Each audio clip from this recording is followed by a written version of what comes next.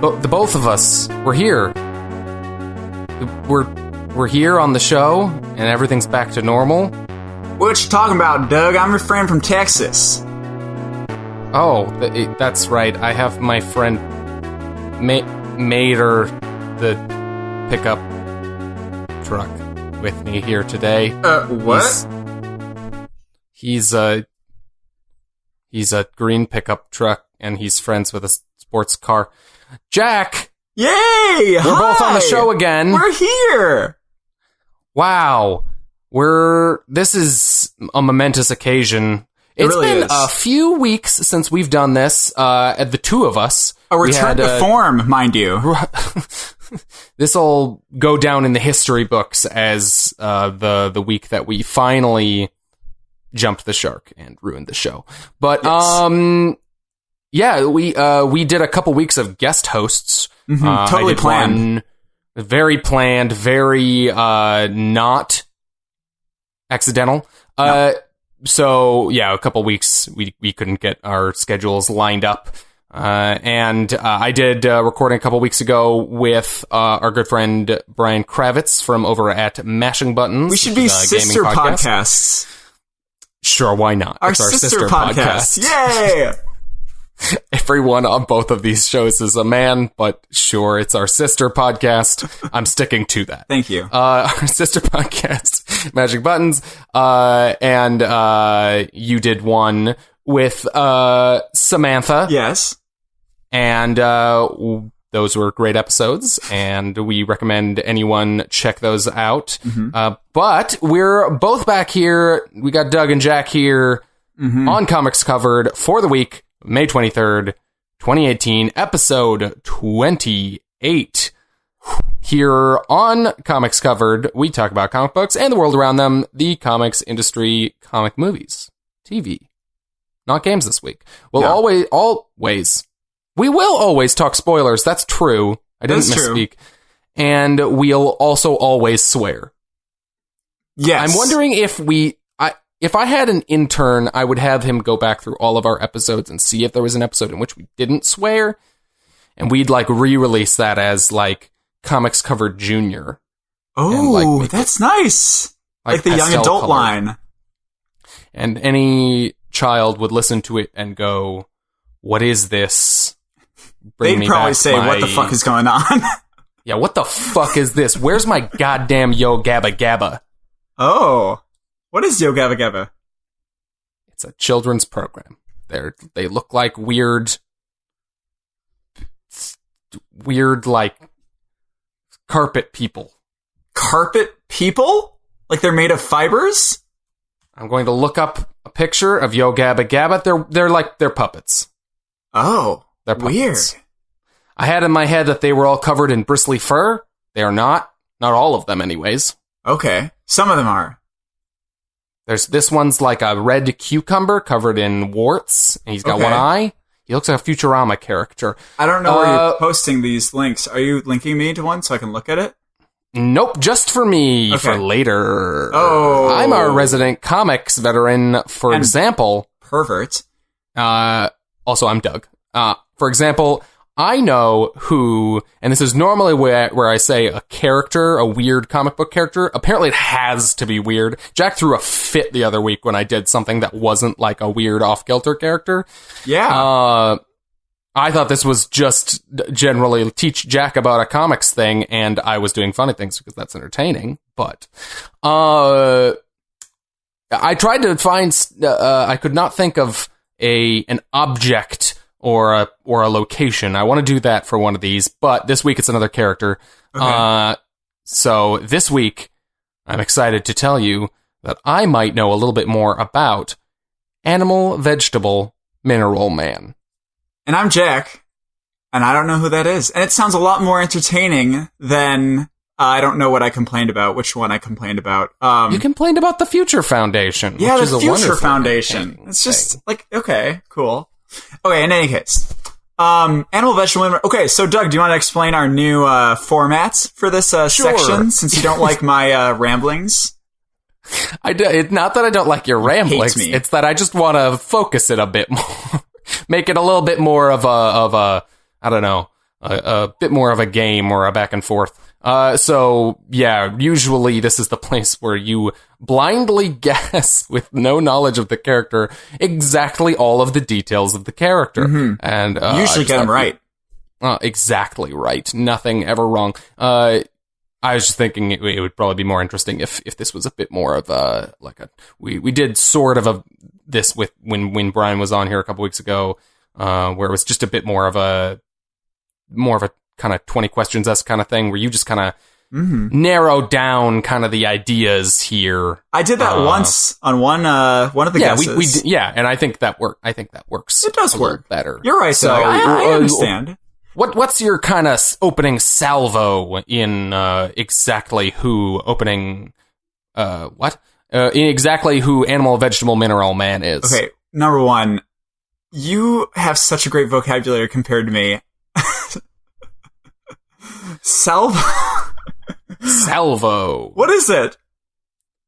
An opening salvo? It's like an opening strike. Wow. Gosh. Okay. Interesting. Salvo. It's a nice word. I'm pretty sure Salvo is a character in comics, by the way. Let me so that's why you know that up. No. In any case, okay, just so everyone knows also, I'm going to be taking into account how many questions I make, and it's going to be a game for myself. I'm going to write them down every week, but Doug doesn't want me to say that, so... And I refuse to keep track because I'm lazy. Number one. Animal, vegetable, and mineral man. First guess will always be guessing the publisher. Okay. DC. That is a DC character, correct? Okay. All right. He's a Golden Age character. Let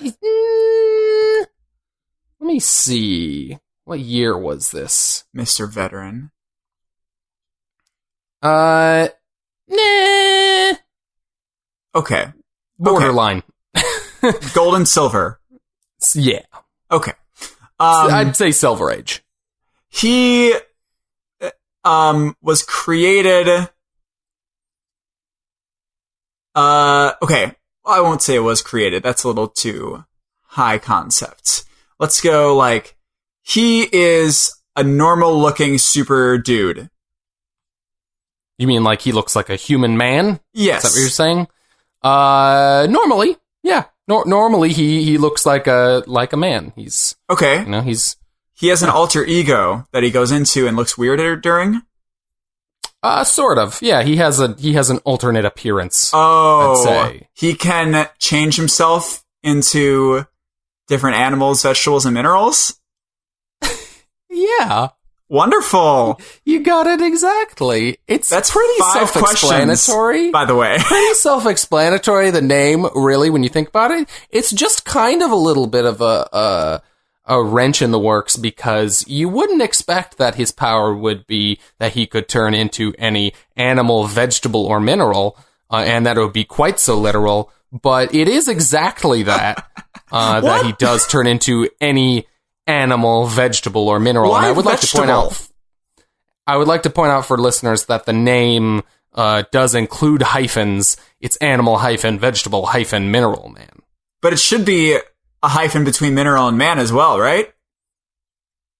Spider-Man, Ant-Man. Not all of them are like that. Iron Man is 2 words. Okay, that's a good point. Mm-hmm. I guess he is. Yeah. He is both a man and he is an animal, vegetable, mineral. Okay, so tell me, how does turning into a carrot help anything? Well, okay. When it says vegetable, what it means is plant. Okay. That's different. So, I'd like to just read this sentence here. So, okay. So, first off, this man's name is Sven Larsson. He's Swedish. Sven. And he is do you have a guess as to what kind of, he is a villain to an existing comic book team. Can you guess what team? An existing one? Yes. Not a current, run, but, he used to be? I have not seen him in a while, at least in what I've read. But, he is a character who is traditionally a villain to a very specific DC superhero team. Okay. Do you think I can get it from this? from the name. Yeah. I mean, I don't know. Just throw out, who do you think this character would be a villain for? Oh, crap. Gosh. If he's Golden Silver Age, it has to be an older one. It has to be... I mean, I would say, like, Superman, but I don't think it's just Superman. I think it's, like... Aquaman. It is the Doom Patrol. Oh, that's cool. He is a Doom Patrol villain. I should have said that. That makes sense. Yeah, from Silver Age, well before Grant Morrison took it over. Yeah. And yeah, he was friends with Niles Calder. And then they had a falling out because he stole something from him, and then he fell into a vat of acid. Completely unrelated to anything. Dear God. He fell into a vat of acid, much like the Joker, and instead of coming out as a clown man, he came out as the animal, vegetable, mineral man, with the power to turn into, quote, any animal, including dinosaurs, vegetable, including trees and growing vines, and mineral, including diamond. Diamond. I'm just adding my own little inflection there. Oh, okay. But the sentence is very specific. Yeah, diamond isn't actually, like, carbon is the mineral. Diamond is a state of carbon, isn't it? Sure. Okay, never mind. Interesting. Well, I guess it kind of gets the point across, like, so a mineral, like, he can become hard as diamonds. It basically tells you the most useful ways that he can use his power. I guess. It's just giving you, like, look how powerful this dude is. Usually when he's depicted, like, when on the covers he's on and stuff, or just, like, when he uses powers in comics, he's transforming, like, it's kind of like Metamorpho. You read a little bit of Metamorpho in Terrifics, where, like, he'll turn different parts of his body into those things. And so, like, the famous cover of him, or not famous, but like, if you're like a Silver Age Doom Patrol, if you have a little bit of knowledge of that, the cover of him that is kind of the most recognizable is he has transformed half of his body into a Tyrannosaurus. Oh. He has turned one arm into a tree arm, and one arm into a big diamond arm. So I guess that's a specific reference. Thank God he didn't turn an arm into a T-Rex, because then it'd just be like this really stumpy arm. I have linked you to the exact image I'm talking about. I do see it. I see it on the Comic Find page, I think. I also like that half of his head has turned into a whole T-Rex head. Well, yeah, it looks like his whole human head is still there, doesn't it? It's like, okay, you might be looking at a different image if it's not the one I linked you to, because he turns into this specific look a lot, because it's like one of the better known covers of him. Okay, it looks like he's coming out of his eye, kind of. Sure. Yeah, a little bit. Okay. Yeah, Animal, Vegetable, Mineral Man. He comes back in Keith Giffen's run on Doom Patrol. It's fun. Jack, how was your week this week? My week was fun. It was really good. Well, I'm going to talk about something that happened 2 weeks ago. One thing that happened this week was I saw Doom Patrol on Tuesday, but you haven't, so we won't talk about it. Wait, you what? I saw Doom Patrol. Deadpool 2 is what I meant to say. A different DP. I said Doom Patrol. Yeah. Of the many DPs there are, you saw Deadpool. You're getting gross now. You're getting gross. In any case, I saw Deadpool 2, which was fun.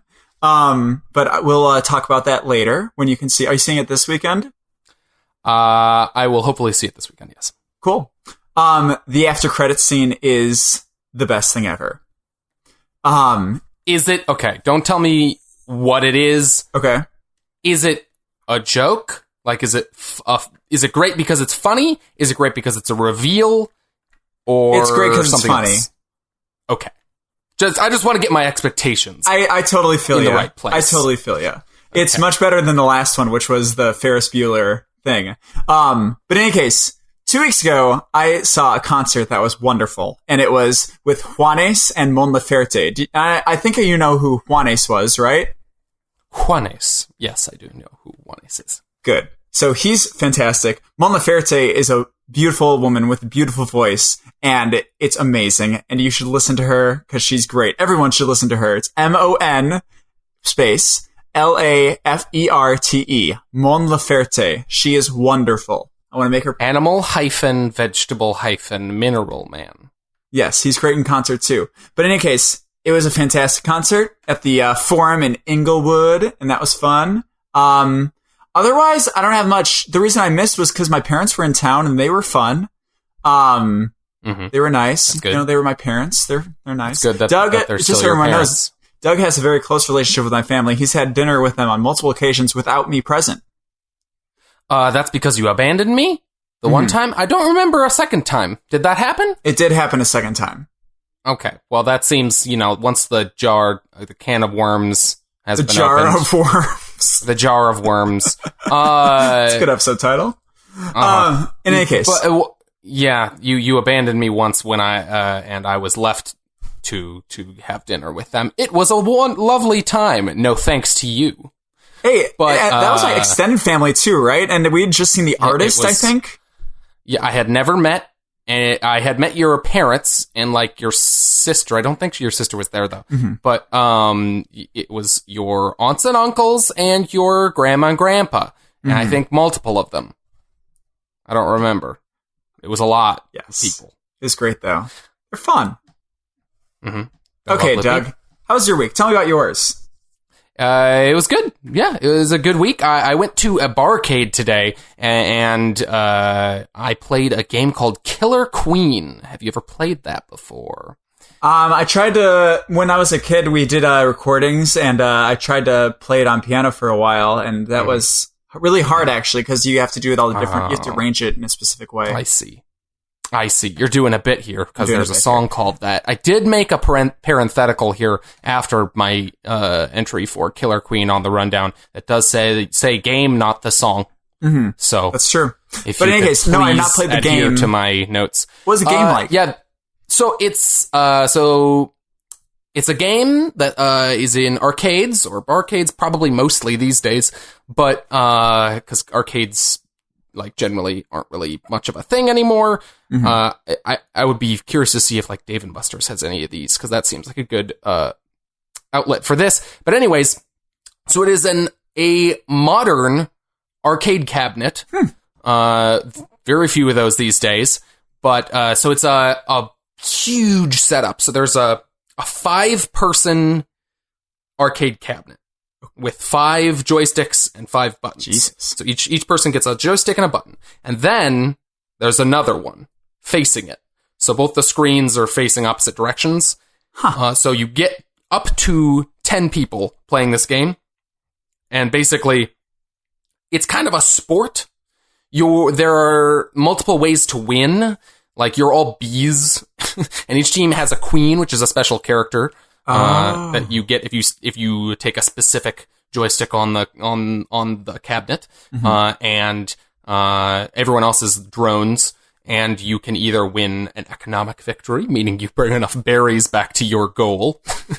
You can kill the other team's queen; they have a certain amount of health or a number of hits, I should say, or you can ride a snail at the bottom of the screen, which is very slow, into your goal on your side of the screen. And it's super, super fun. It's one of the most fun,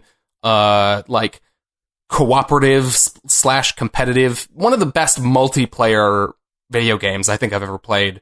Wow. In that it was just it was a game also that people who didn't normally play video games, we were able to coax them into playing, and then they were obsessed with it. It's just it's super, super fun, and it really brings out everyone's super competitive side, but it's, never frustrating. It's always fun. That sounds awesome. Love it. It's super, super fun. It's a weird niche.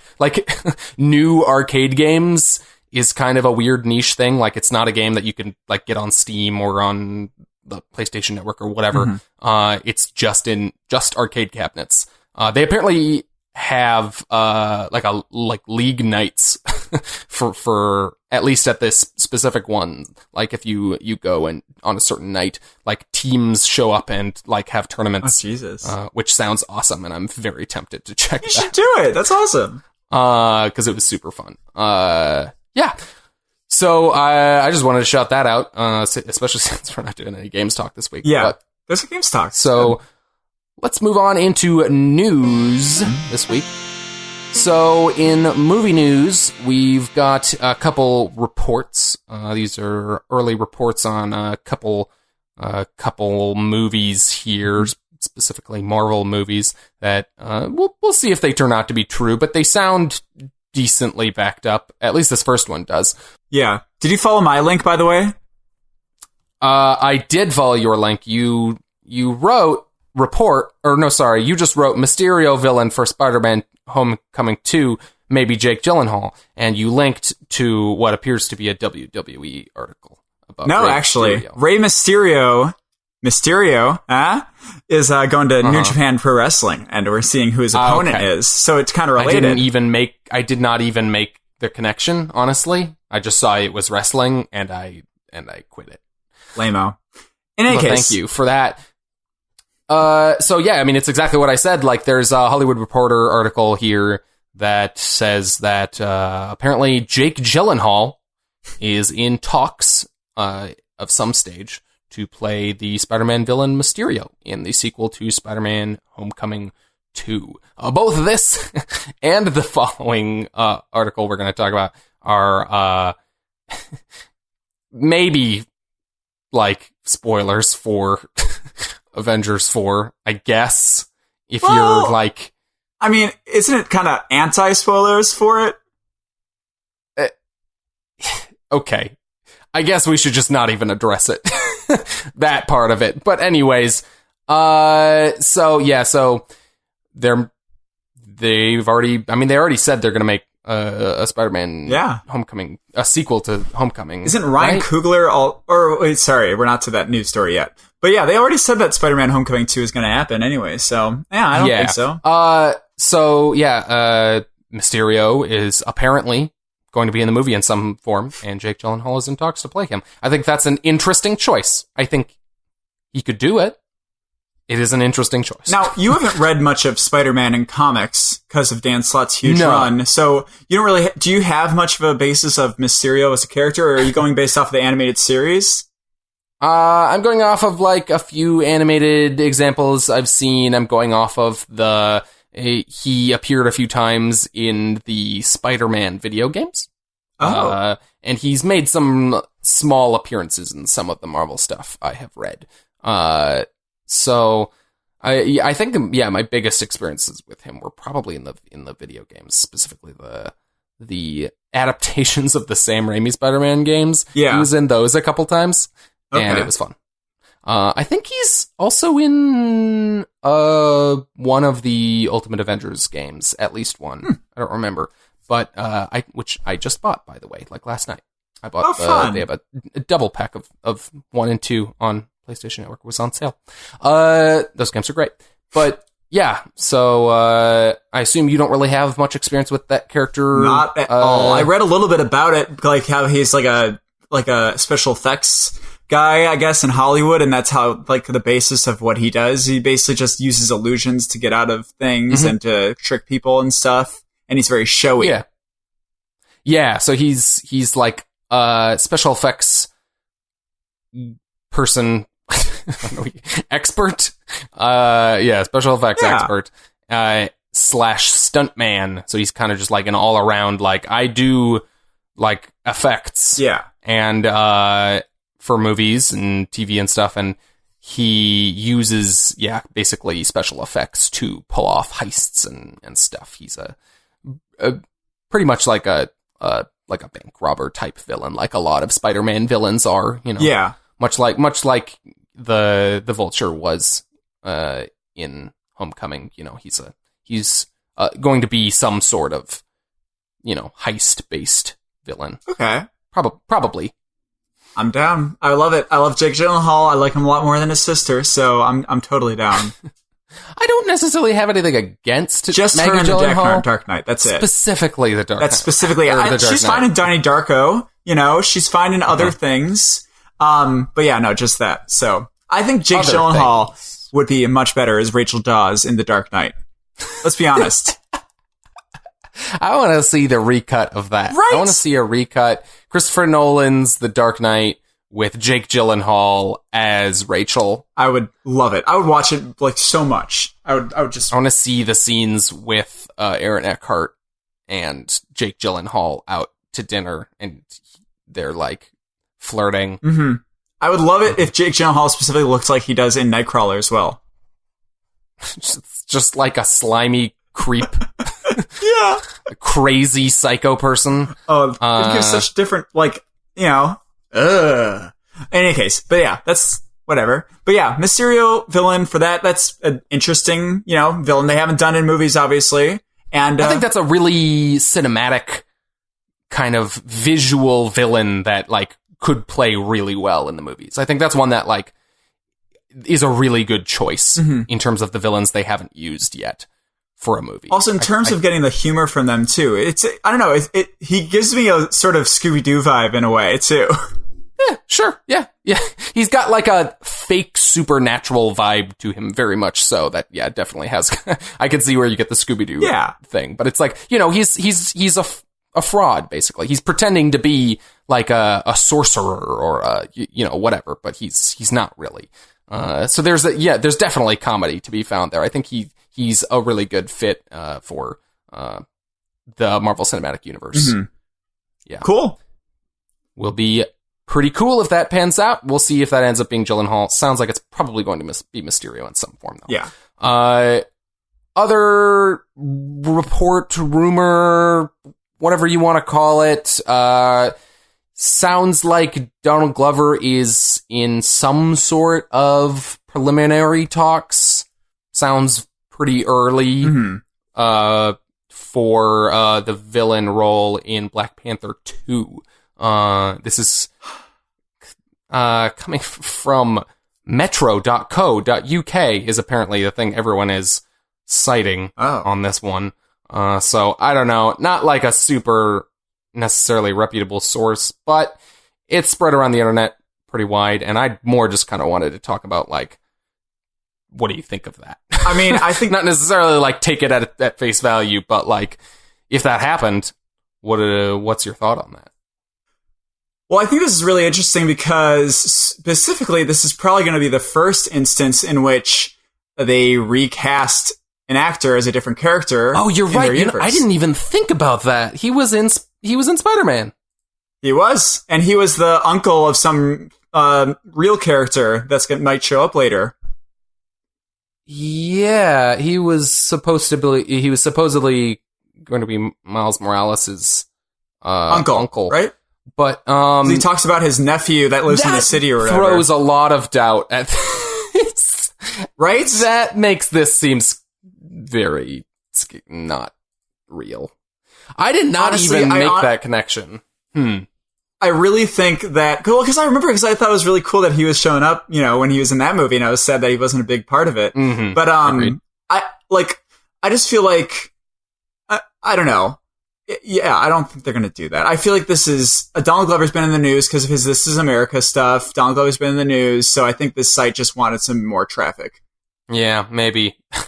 I wonder if they even did they even reference the fact that he was in that movie in this article? I didn't see it in the article. But also, the same people said that Killmonger was going to return in some form, which he could, I guess, through the spiritual plane, but that's another red flag to me, at least. I don't know. Yeah, I don't know. Yeah, they don't even seem to reference the fact he was in...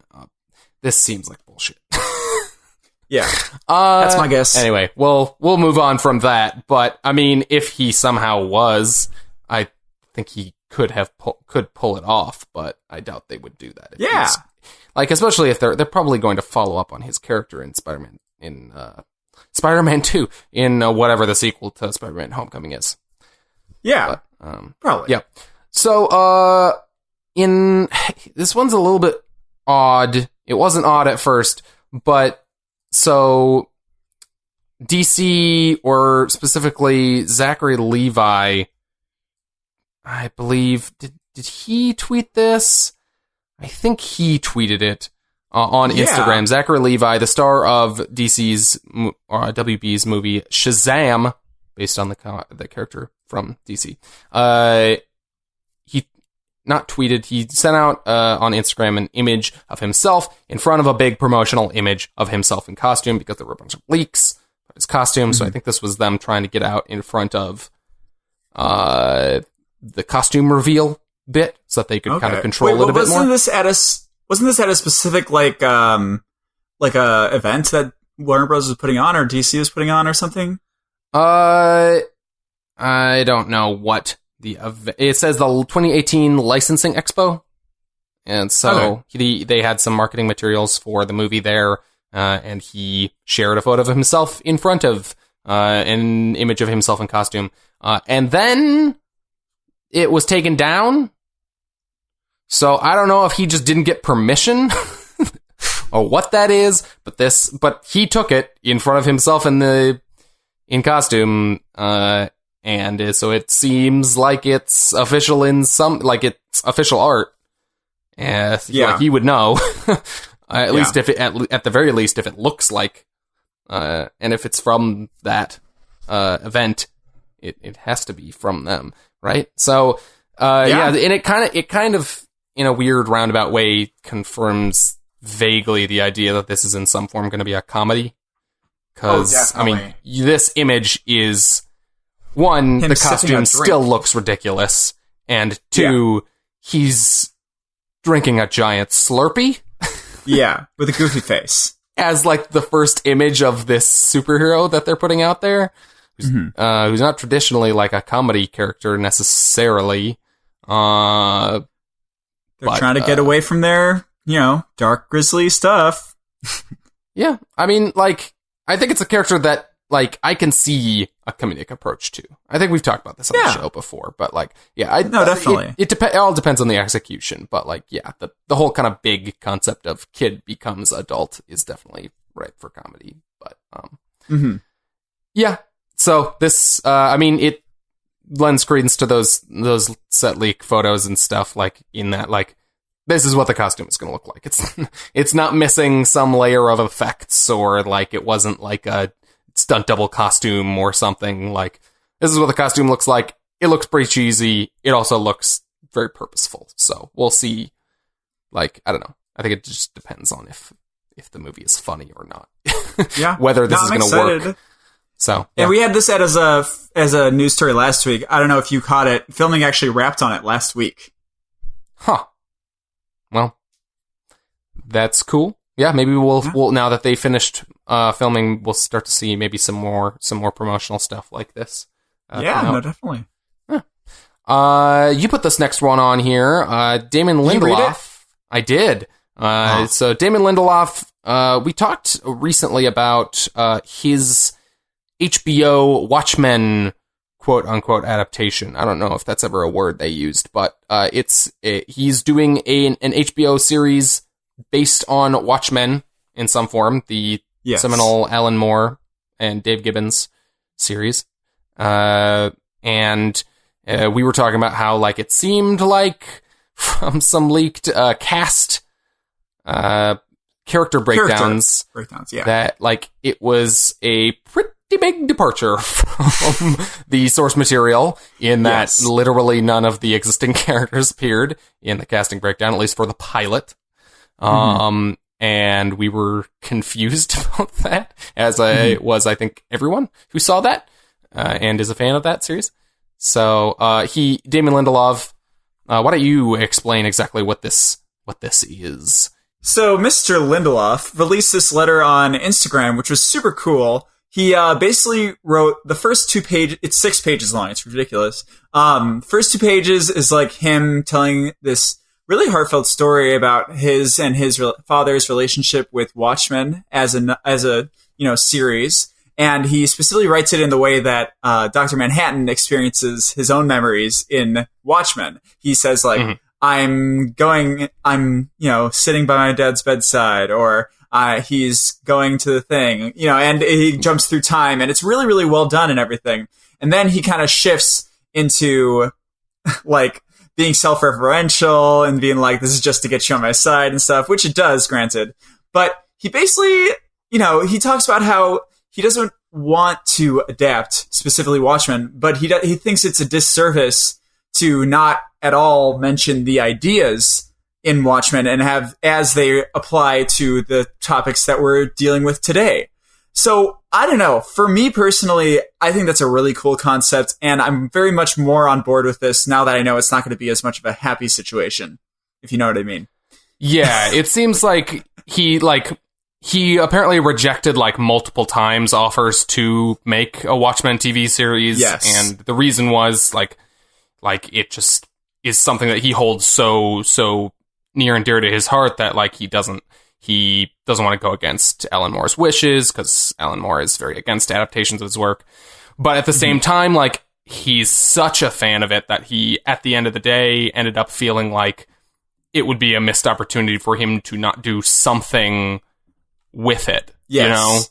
And so it sounds like they're trying to do a sort of, he calls it a remix. Yeah. They're making something that is kind of more inspired by Watchmen that it is about Watchmen. It's related in the way that Marvel movies are related in a way. They're in the same universe. He says that, and it's happening after the events. He says that the original events of Watchmen are canon, but he also says it's not a sequel either. It's mostly just something taking place in the world and inspired by the ideas of the original Watchmen. So, I think that's really interesting. I'm very curious to see how that turns out. I'm much more curious now. It's definitely, it's more risky and less risky in different ways, but, we got an adaptation of Watchmen. We got a big budget adaptation of Watchmen. Yeah. Like it or hate it, but it was fine. It was good, I thought. The parts of that movie that are good are really good. Mm-hmm. And the parts of that movie that are dumb and unnecessary are extremely dumb and unnecessary. Yeah. So I have a mixed scene. Relationship. Yeah, that sex scene and the joke with the fire ridiculous. Going out. Well, that's from the book. Oh yeah, wait, I do remember that. I've read that book in a long time. But it's so over the top in the, with the soundtrack and everything. It's, I don't know. But anyways, I think I am more interested in seeing what he does with this now that I know kind of where he's coming from with it, especially considering the weirdness around the casting stuff. Yes. Yeah. Also, I have a question. So I don't know if I remember this. Do you say the change that they do to the end? Spoilers for Watchmen, book and movie. Did you think that the change they made to the ending and of where the big attack was coming from, did you like that, or did you think that was? I think it was a cleaner execution of kind of the general idea of that ending for a film. The ending of the book is so weird and requires so much weird background setup because they build to that in this whole side story that they cut to every once in a while about these people on the island, and that's part of the conspiracy that they uncover, and it just it would have been too much for the movie. And also something like that, visually, and the idea of this genetically engineered squid and everything is so out of left field that it's something that you can buy a bit more easily in a comic, because that's the kind of shit that happens in comics. And when it's a movie that we haven't really done stuff like that in superhero movies.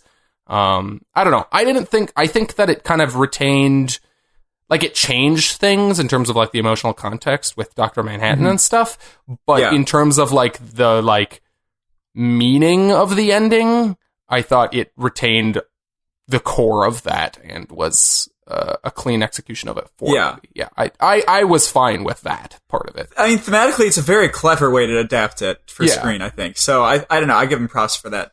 That was Zack Snyder, right? That was Zack Snyder. Mr. Snyder. Cool. Okay. Anyway, so yeah, it's probably about all that important for TV news. Yeah, highly recommend to everybody to read that letter, though, definitely, because it's very well written. It's very enlightening in terms of where he's coming from on this pilot / series, if it ends up happening. We should share it on our Twitter. Did you? Yeah, I don't know that I did. Okay. But comics news this week, we had August solicitations drop. Yeah. From all the big publishers, and there wasn't like a ton of exciting stuff. We did get some spin-off one-shots for Donny Cates and Ryan Stegman's current Venom series that just had its first issue. That'll be coming out in August. There's Venom, the First Host. Spoilers for that book. They implied that there were other hosts of the symbiote and of other symbiotes in the Marvel Universe before Eddie Brock. And so this is probably going to be about that. And then also a Vietnam set story about this group of military symbiote wearers I'm so called pumped for this. Venom. It's VE apostrophe NAM. I love it. I just read Namwolf, by the way. It was really great, and you should read that. So I'm pumped for more stuff set in Vietnam. Very curious about that. But Donny Cates posted on Twitter saying, for those who think the title Venom, or Venom, I'm not sure how to pronounce it, is ridiculous, you should know the original pitch was Jean-Claude Venom. That is so great. I love it. It's very great. Also, by the way, speaking of Donny Cates, you remember that Death of the Inhumans thing that came out that they said they were going to release? Yeah, they announced that. Did you think that was going to be... I thought that was going to be a one-shot. Is it continuing? Is there another issue? In August, on these August solicitations, they say they're releasing number 2 of 5. Oh, okay. Yeah, I think I misunderstood that too. For some reason, I thought it was a one-shot. I don't know where I got that from. Maybe maybe he gave them an idea. Maybe he gave them an issue, and they were like, bro, we can do a lot more of this. I don't know. Maybe, because I swear I saw that thing said one-shot. Yes, exactly. But I'm down. Maybe that's a decision that happened since that announcement, and they're just expanding. Yeah. Who knows? So that's news. Yeah, but then we've got a couple series that are either that seemed like they were canceled and then aren't. Hal Jordan and the Green Lantern Corps is getting canceled. And then the previously canceled series Supergirl is coming back, not relaunching with a new number 1, just continuing after it was canceled. It's with a new tie-in story that's going to tie into Bendis's Superman. Is that books. the one? Is Mariko Tamaki going to write that? I thought I saw somewhere that she was. And it has that cover of her, like, flying upside down with the city on the top of the page. Have you seen that picture? I don't think the cover I'm looking at right now, she's got a big old, like, axe, and there's a bunch of people's faces behind her. So I don't know what that one is that you're talking about. I don't know. I'll read some more Mariko Tamaki, though, because I like that She-Hulk thing she did. Sure, yeah. But yeah, so this is reaffirming the idea that that the Action Superman Comics family. 1000 story from Bendis implied that, like, the Superman family, or at least specifically Supergirl, was going to be more of a core part of Superman's story, which is cool. Also, Super Sons, which is the book about Bruce Wayne and Clark Kent's sons, John Kent and Damian Wayne, and their book was canceled, and everyone was freaking out because everyone is very concerned, myself included, that Bendis is going to retcon Superboy? John out of existence. Oh. And so then they announced, oh, hey, this isn't really canceled. We're doing a new miniseries about them. And I got excited because I was like, okay, I like John. I'm not reading this series, but it was just a sign that, like, I like the relationship of Superman as a father in this current interpretation. Okay. I like that. I think it works. And this implied to me that, okay, John's still going to be around. Great. Awesome. But then I looked at it, and this series is apparently all in flashback. Oh. That's... So now this makes me feel like this is a Band-Aid for the problem they are creating of retconning him out of existence or killing him or whatever they're going to do. Wow. What if they set him up? Oh my god, what if they set up another Superboy for their upcoming Crisis? I don't know. I really hope they don't get rid of John. I think he's one of the most interesting things to happen to Superman in a long time. Kind of grounds him a little bit more. Like, why?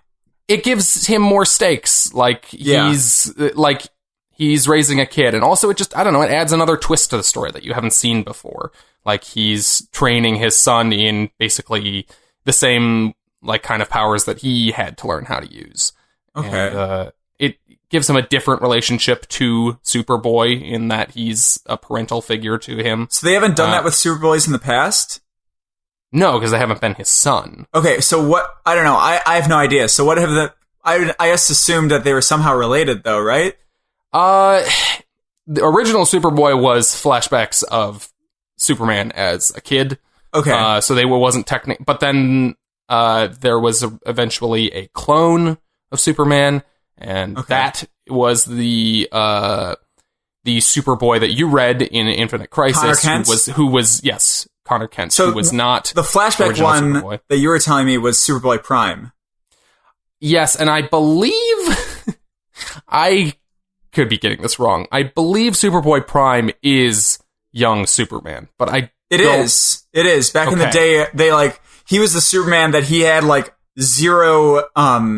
He didn't have any weaknesses also. He was way overpowered. He was the most powerful person over Superman, in fact.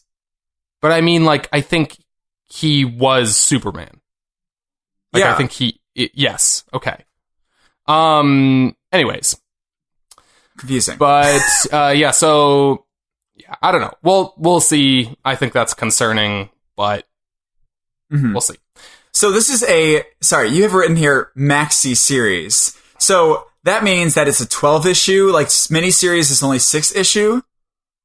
Maxi series tends to specifically mean 12 issues, or generally a number around there, although 12 is kind of the standard. Miniseries means it means just short number of issues, limited series. Maxi series means longer, but still with a definite end. Okay. Okay. I don't know. There's something that rubs me the wrong way about maxi series. I don't like it. In any case. Would you rather we called it a herbaderb? I want to call it a salvo. A do-franken. Just invent a word. Just invent a new word, because this apparently warrants its own new special word. Ooh. And we can't use existing words. Okay, here we go. New special word. A word that doesn't mean anything. Pastiche. Got it. Okay. Now we're doing that thing again. We also kind of stealth got the announcement for when the new Wolverine book. Oh yeah, I saw that this was coming out. Kind of under the wraps or whatever. Yeah, because so they got all those stupid 4 different miniseries bringing back Wolverine, and in the end of in the solicitation for the last of Hunt for Wolverine Dead Ends. Although I guess that's not one of the miniseries. That's a one shot. But anyway, it's part of that whole thing. And in the solicitation for that, it says, and how does it lead into next month's Wolverine #1? So, I guess that's coming out in September. Okay. So I'll take it. Can we talk? And then... what are you doing? Go ahead. I was just going to tell you a little bit about some that you don't have on here, just really quickly. Okay, sure. Okay, so Brian Michael Bendis also has a couple new #1s that are coming out that aren't existing characters. Do you know this? Mm-hmm. And they released These are his Jinx World books. Yes, Pearl #1, which is his first new character since Jessica Jones. Completely new. So that's interesting, I think. It was what is it? It seems like not a super ability thing. It's like a doppelganger spy book or something. Yeah, sounds Weird. like an espionage kind of book. And then Scarlet #1, I guess, is the same creative team behind, like, Alex Maleev. Have you, like, seen any art by him? Yep. Is he good? I don't know.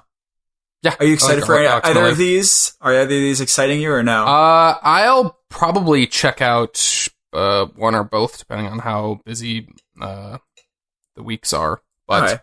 Well, also, the other one, the reason why I put Scarlet on here is because Fully Painted. Are you sure that's not Pearl? They said Scarlet #1 on the solicitation that one was Fully Painted. I'll look it up right now. Michael Gaydos is specifically, he did all of the cover art for Jessica Jones, or he did some cover art for Jessica Jones, and that's all painted stuff. They used a bunch of his stuff in the Jessica Jones TV series. Okay, I'll look it up.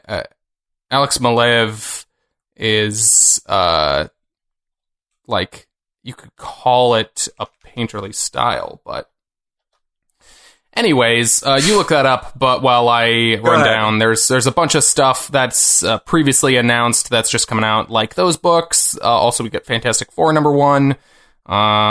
We're getting the actual start of Infinity Wars, which is what's coming out of this Infinity Countdown thing that both of us kind of...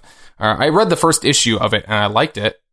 Or I read Infinity Countdown Prime, which was like the one... God, there's too many. There's too many fucking tie-ins to this thing. And like I just got overwhelmed and didn't do it at all.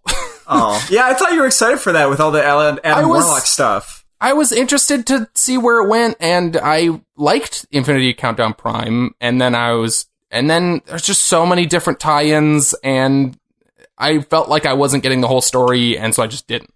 All right. By the way, on the solicitation, it says Fully Painted by Eisner Award-winning artist Alex Maleev. Okay, cool. And then we got a bunch of these Looney Tunes or Hanna-Barbera things. I want to read not Hanna-Barbera, although I think they are also doing Hanna-Barbera ones. Oh, really? But the only one I'm really interested in. I want to get the Lex Luthor Porky Pig one. Did you read the description for this?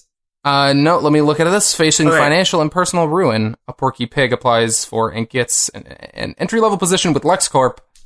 Are you just reading it in your head now?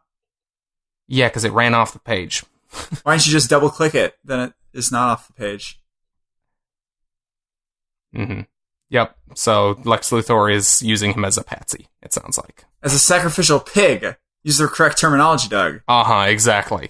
Also, Joker and Daffy Duck is... That's ridiculous. Stupid, funny thing. Love it. With a terrible creative team. Moving on. Oh, really? You don't Leviathan, like him? No. Or the artist. So, Leviathan #1 by John Layman with art by Nick Pitarra. So that's John Layman who did Chew, which you just recently I just read reading. It was really great. You should read it. Yeah, I read the first, trade or something of it, and then I fell off. Just, I don't know. Humor book, I thought it was really good, but, like, comedy books, like, that are like, mostly about the comedy, tend not to grab me in the same way that dramatic books do, but I do want to read it again. Continue it someday. Okay. But this book, Leviathan, is a kaiju book. Kaiju? So. Oh! I guess that makes sense. Giant monster from hell. Yeah. Mm-hmm. Or at least it has a giant monster in it. I don't know if it's a, like, kaiju fiction inspired thing or not, but it has a giant monster. Okay. Yeah. I'm down. Cool. So then that's about it for solicitations. Let's move on into our current books. So wait, Doug, do you feel different at all? I feel like before when we were talking about like Donald Glover and like Mysterio, I felt like a very specific way, and now like when we were talking about ever since Damon Lindelof, I just feel really different, you know? No, nothing's different. I feel like time has passed in a way. Don't worry about it. Oh, okay, sorry. We had a bunch of shared books this week. Jack, why don't you tell the folks what we both, well, okay, one of these we didn't read, but tell the folks what we bought this week. Okay, we bought, for both of us, we got Doctor Strange, number 390, which is the end of Donny Cates' fantastic run. Flash, number 47, which I am dropping. and Black Hammer, Age of Doom, number 2. We read all those. And then we also bought S.H.I.E.L.D. number 5, the Hickman Weaver continuation story that I just read the volume 1 of, and there's a lot going on. Mm-hmm. Yeah, I have. We both committed to catching up on this series before this came out, and neither of us did. Well, yeah.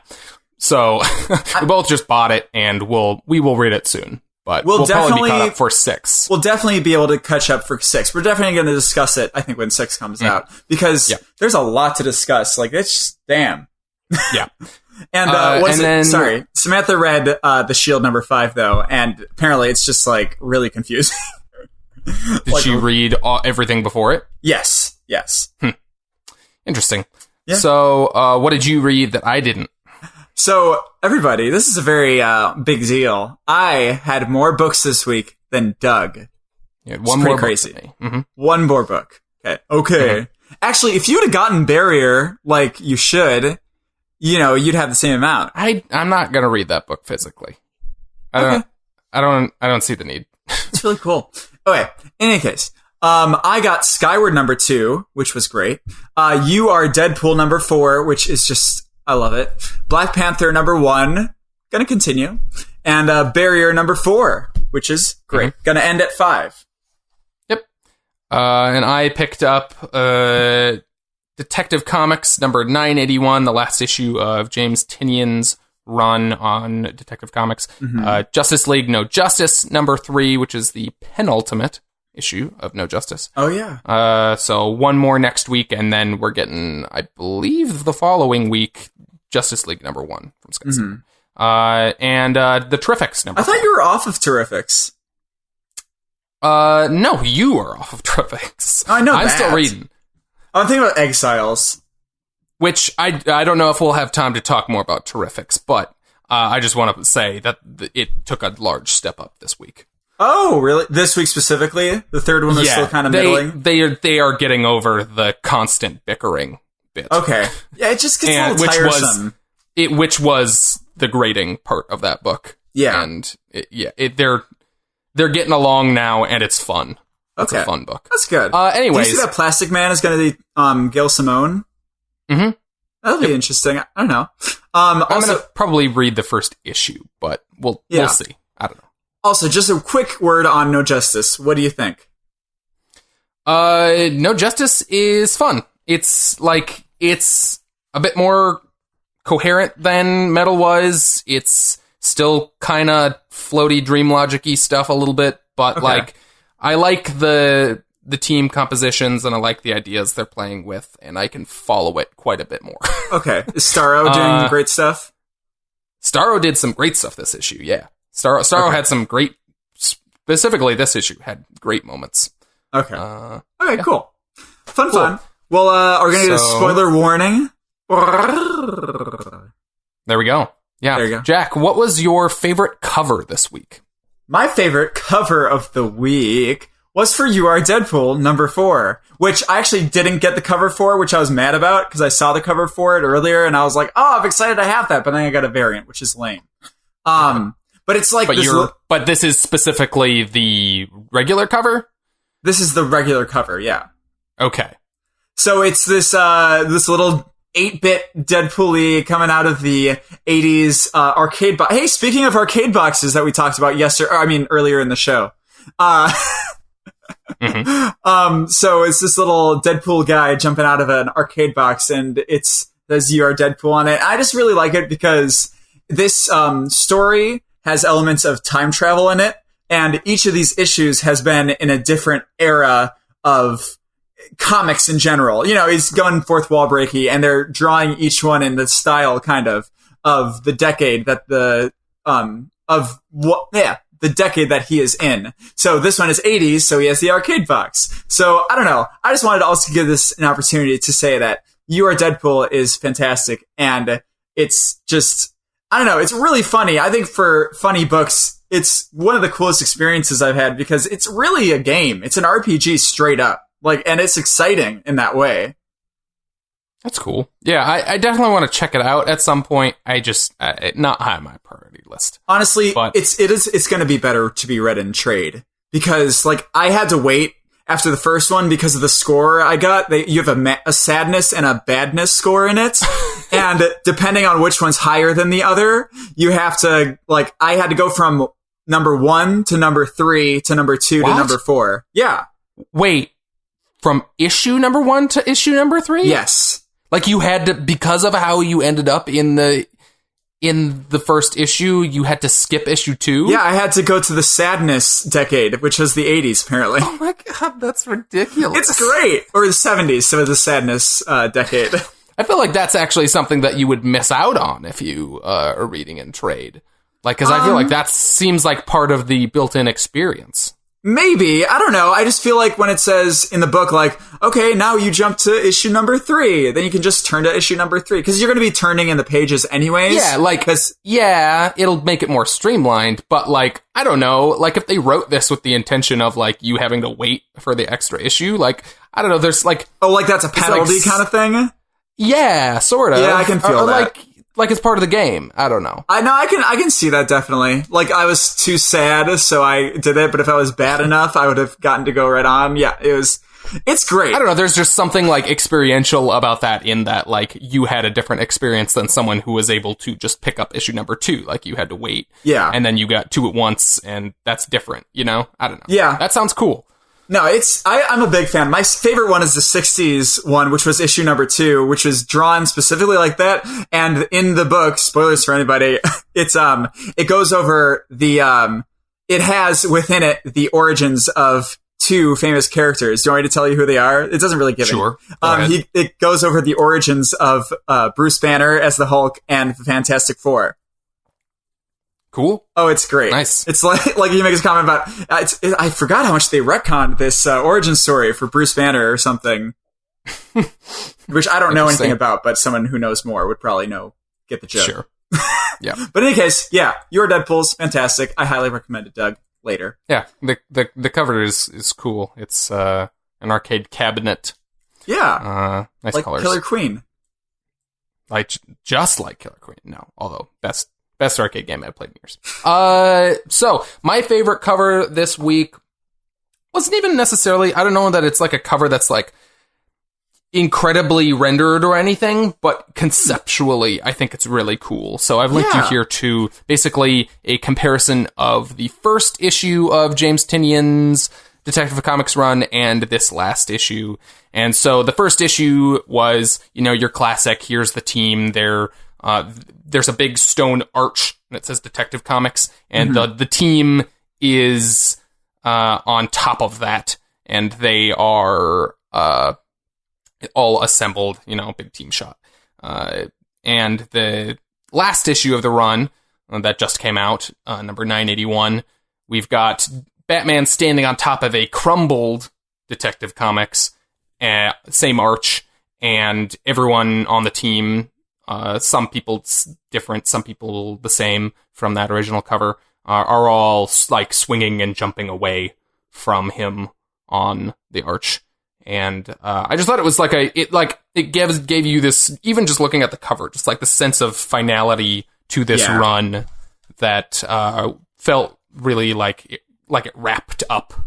And the issue itself even like did a lot to wrap up this run. And Eddie Barrows, the artist on this cover, was like, I wish he had been more present on this series. Like, because the early stuff he did on this series was probably the best work I've ever seen him do. It was really, really good. And over time, it just became clear that like the double shipping schedule of this book, twice monthly, was too much for him to be on every issue. And so, started getting a number of other artists mixed into that, who were also great. But how long has this run been? I was just looking at that. What issue was this? Let me see. It was, I believe, it was about 2 years. Oh, damn. That's pretty long. It was, it looks like 48 issues. Oh, because it's twice. Yeah, so 2 years. Yeah, it's twice monthly. So 48 issues is kind of the equivalent of a monthly book if it ran for 24. But like still, like that's a substantial chunk of story. Yeah. And that's also just to transition here. That's the book I need to talk about this week. Yeah. Because, well, I want to also ask, so is Detective Comics usually a team book like this? No. Okay. Detective Comics is just usually just another Batman book. Yeah. Usually. Sometimes it's featured other characters, but generally it's like just another Batman book in the way that Action Comics is another Superman book. Yeah. Usually, like, it's a different creative team, and they take some other kind of approach to it. A lot of times people treat it as, because it's Detective Comics, it's more of a mystery-based Batman being a detective book, but not always. Okay. This run of Detective Comics was James Tynion writing a story about kind of a book that we've, for whatever reason, I don't know if it's something that's never happened before. It's got to be something that's happened, but like something that never really like at least became a big thing, but like a Batman family team book. Yeah. So like this book was, the core of it was Batman and Batwoman co-running this team of kind of up and coming Batman family characters. The original lineup was included a character named Orphan, named Cassandra Cain. Stephanie Brown, who used to be a Bat. Well, both of these characters used to be a Batgirl in before Flashpoint happened, but now they are Orphan and Spoiler. And Clayface in a kind of heroic turn from him. Wait, did you say Spoiler as in that's her name? Yeah, that's her name. Oh, it's kind of funny. Yeah. Is she the ninja-looking one on the first cover, or is she the no, she's in the purple. One? She's in the purple with she the kind of looks like Huntress, doesn't she? Yeah, sort of, yeah. She's got it's not on purpose, though, is it? No. Okay. I mean, she's got a black and purple costume, and she's a woman. But they're, yeah.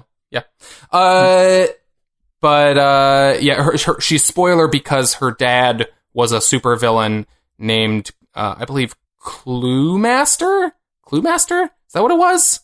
Clue something.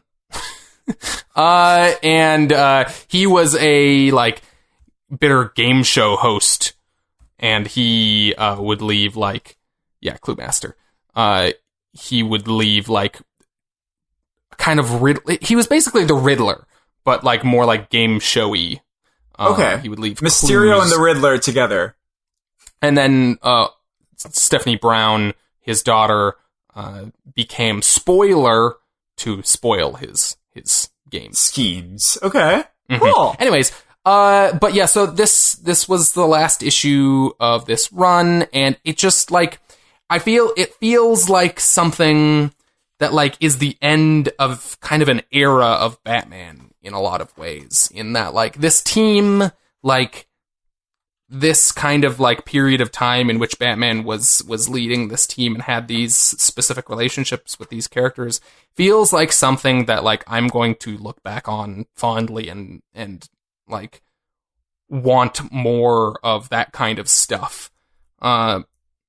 Like, I really like all of the core relationships. I think that James Tynion really nailed, like, all of the personalities involved, especially like Tim Drake. Yeah.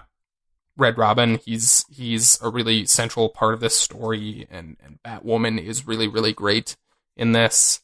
So whose, like, relationship with each other do you like the best? This person or this person? Who?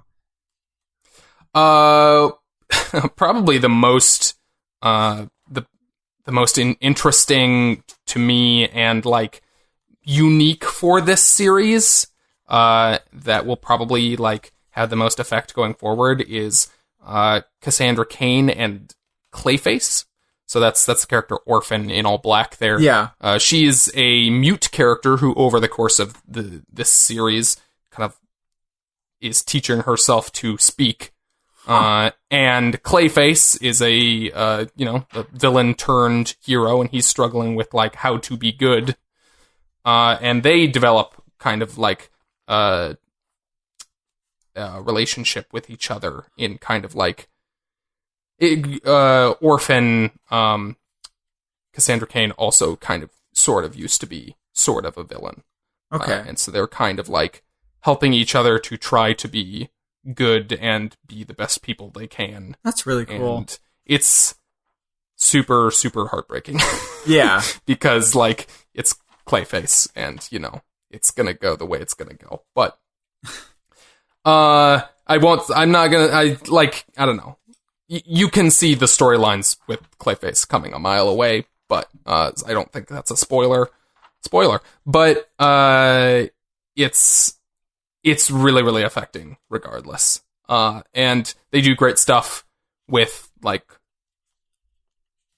Bruce and Tim's relationship, and with Bruce and Kate Kane, Batwoman, like all of them. Seriously, the only characters that I feel like were a little bit underserved was they added about halfway through the series Azrael and Batwing, who is Lucius Fox's son in like a robotic bat costume, Luke Fox, and they felt like they were a little bit underserved, but they're fine. They're just kind of there to fill out the roster.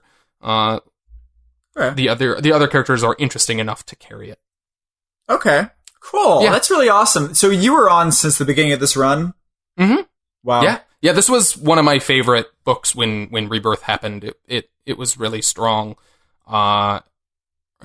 even in the early days, and just kind of continued to be like a solid performer all the way through. That's tough. For like a new because he's kind of a new and up and coming writer too, right? A little bit. Like, he's been kind of kicking around DC for a while, but this definitely felt like this was his breakthrough book in terms of like making him like a name at that publisher. And like now he's going to be doing Justice League Dark. Yeah. In a month or two here, and I'm pretty excited for that. He's going to be continuing. Hopefully that will be where we'll see a longer character arc for Azrael, because he's going to be in... Oh, wait, no, Azrael's in Justice League Odyssey. Never mind, I'm confusing things. Sorry. But anyways, I'm excited for that book. I think he does... This book showed that James Tynion... That may be what was missing from his previous DC work, was like he really excels at writing an ensemble cast. Mm-hmm. And I think giving him more of those kind of books is really playing to his strengths. So I'm very excited for that book. Very cool. That's awesome. So, what was like your favorite moment in this specific issue of Detective Comics? In this issue, was there a sense of like finality that you felt like a breath of relief? You know what I mean? Yes. Yes, there definitely was. Like, I mean, this series, in a lot of ways, was about, like, the relationships of these characters falling apart. Okay. And it resisted the temptation to do I'm hesitant to say how much I want to spoil of this series, but I'll leave it semi-vague.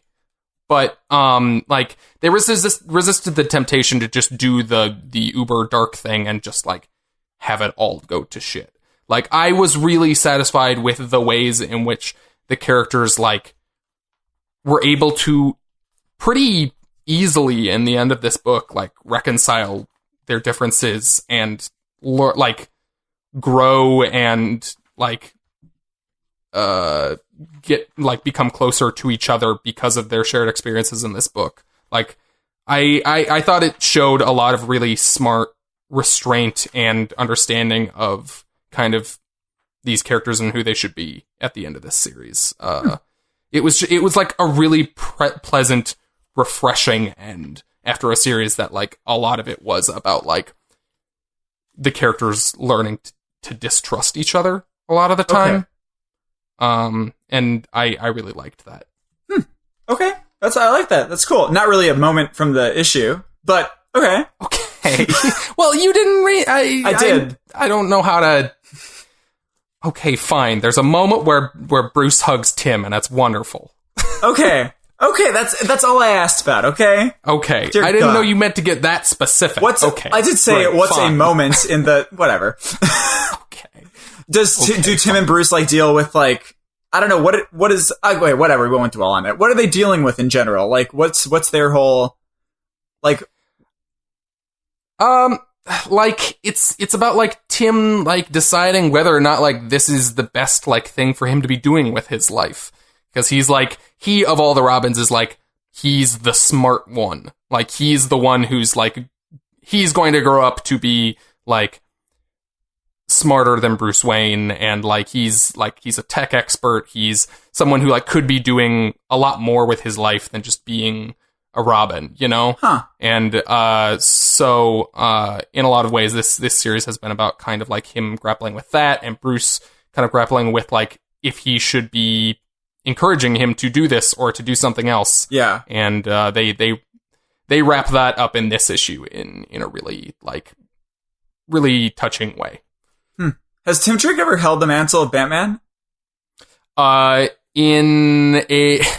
It's relevant to this series, not in the current timeline, but we do get in a number of points a future version of Tim Drake who is Batman. Oh, very cool. Okay, nice. That's awesome. Yeah. Well, my issue that I got to talk about is another end to a fantastic run. Not as long as Detective Comics, but another great end to a fantastic run of Doctor Strange by Donny Cates. This was probably one of the first issues, like one of the first things on my poll that I had when I started reading Comics Weekly, right?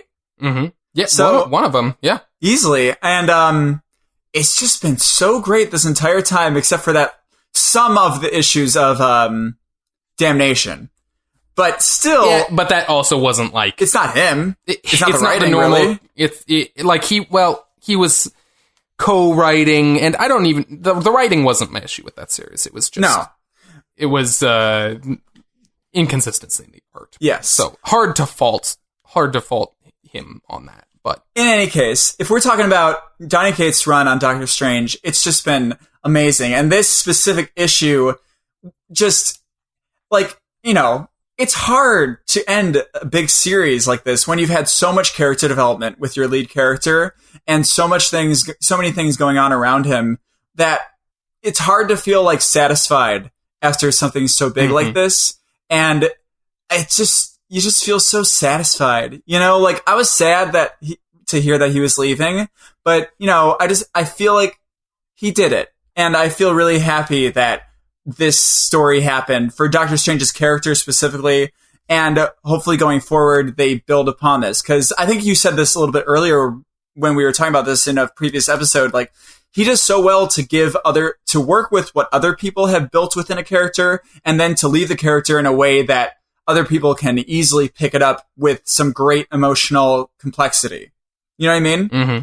Yeah. And with this, definitely with this issue specifically, like with art by I don't know his first name, Irving, who did Fraser Irving, who we talked about his art in a previous episode because he did art for the Thanos Annual. Is very it's very abstract in that. So I mean, it looks abstract here, but it's, I don't know, it's very much more direct. Like, you know what's going on and stuff. Like, I don't know. I felt like in the Thanos Annual it was very really abstract. You know? Well, that was cosmic and very surreal, whereas this is just this is people standing around talking to each other. Yeah. It's very, very grounded content wise. Mm-hmm.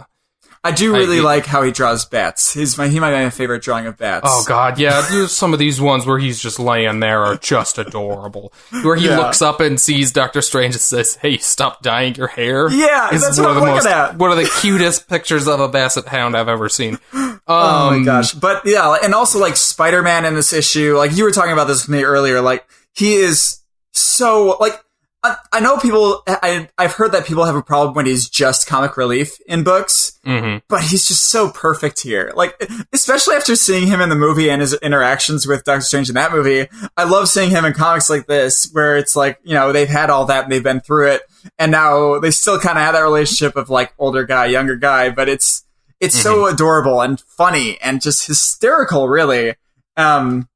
Yeah, and it wasn't at the end of the issue. He wasn't just there for comedic relief. Like, no, they really played up like the comedy of him in the first half of the issue.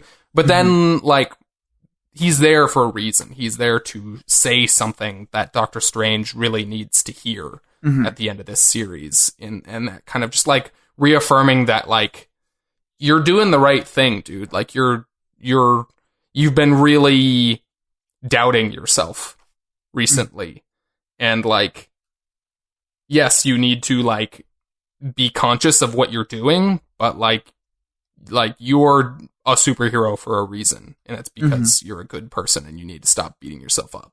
Yeah.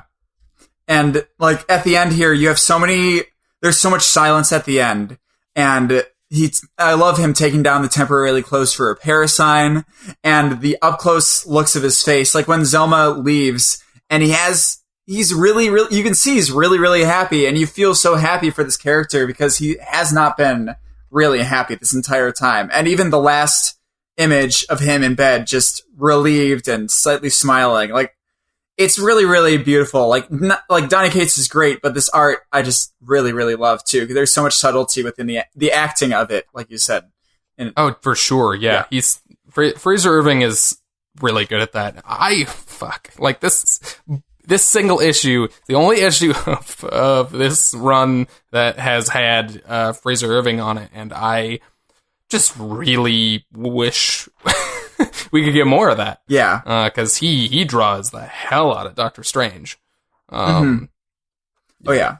And then also the spider interlude, I absolutely love. Like, it's yeah, we had a surprise team... not team up, I guess team up, but like surprise appearance by Chip Zdarsky in this book, in that he drew this, I don't know if he helped with the writing or not, but it just said, there's just an interlude in the center where Peter Parker wants to talk to a spider. Dreams. And and so we get this page turn reveal of a 2-page story that has its own title. It just says Peter talks to a spider. It's just entirely different style because it's Chip Zdarsky, not Fraser Irving. And it's ridiculous. Skipping stones. So funny. You died the spider's skipping rocks on the water. And he's like asking, like, so if you don't have a web, where do you keep the criminals' bodies while they're dissolving?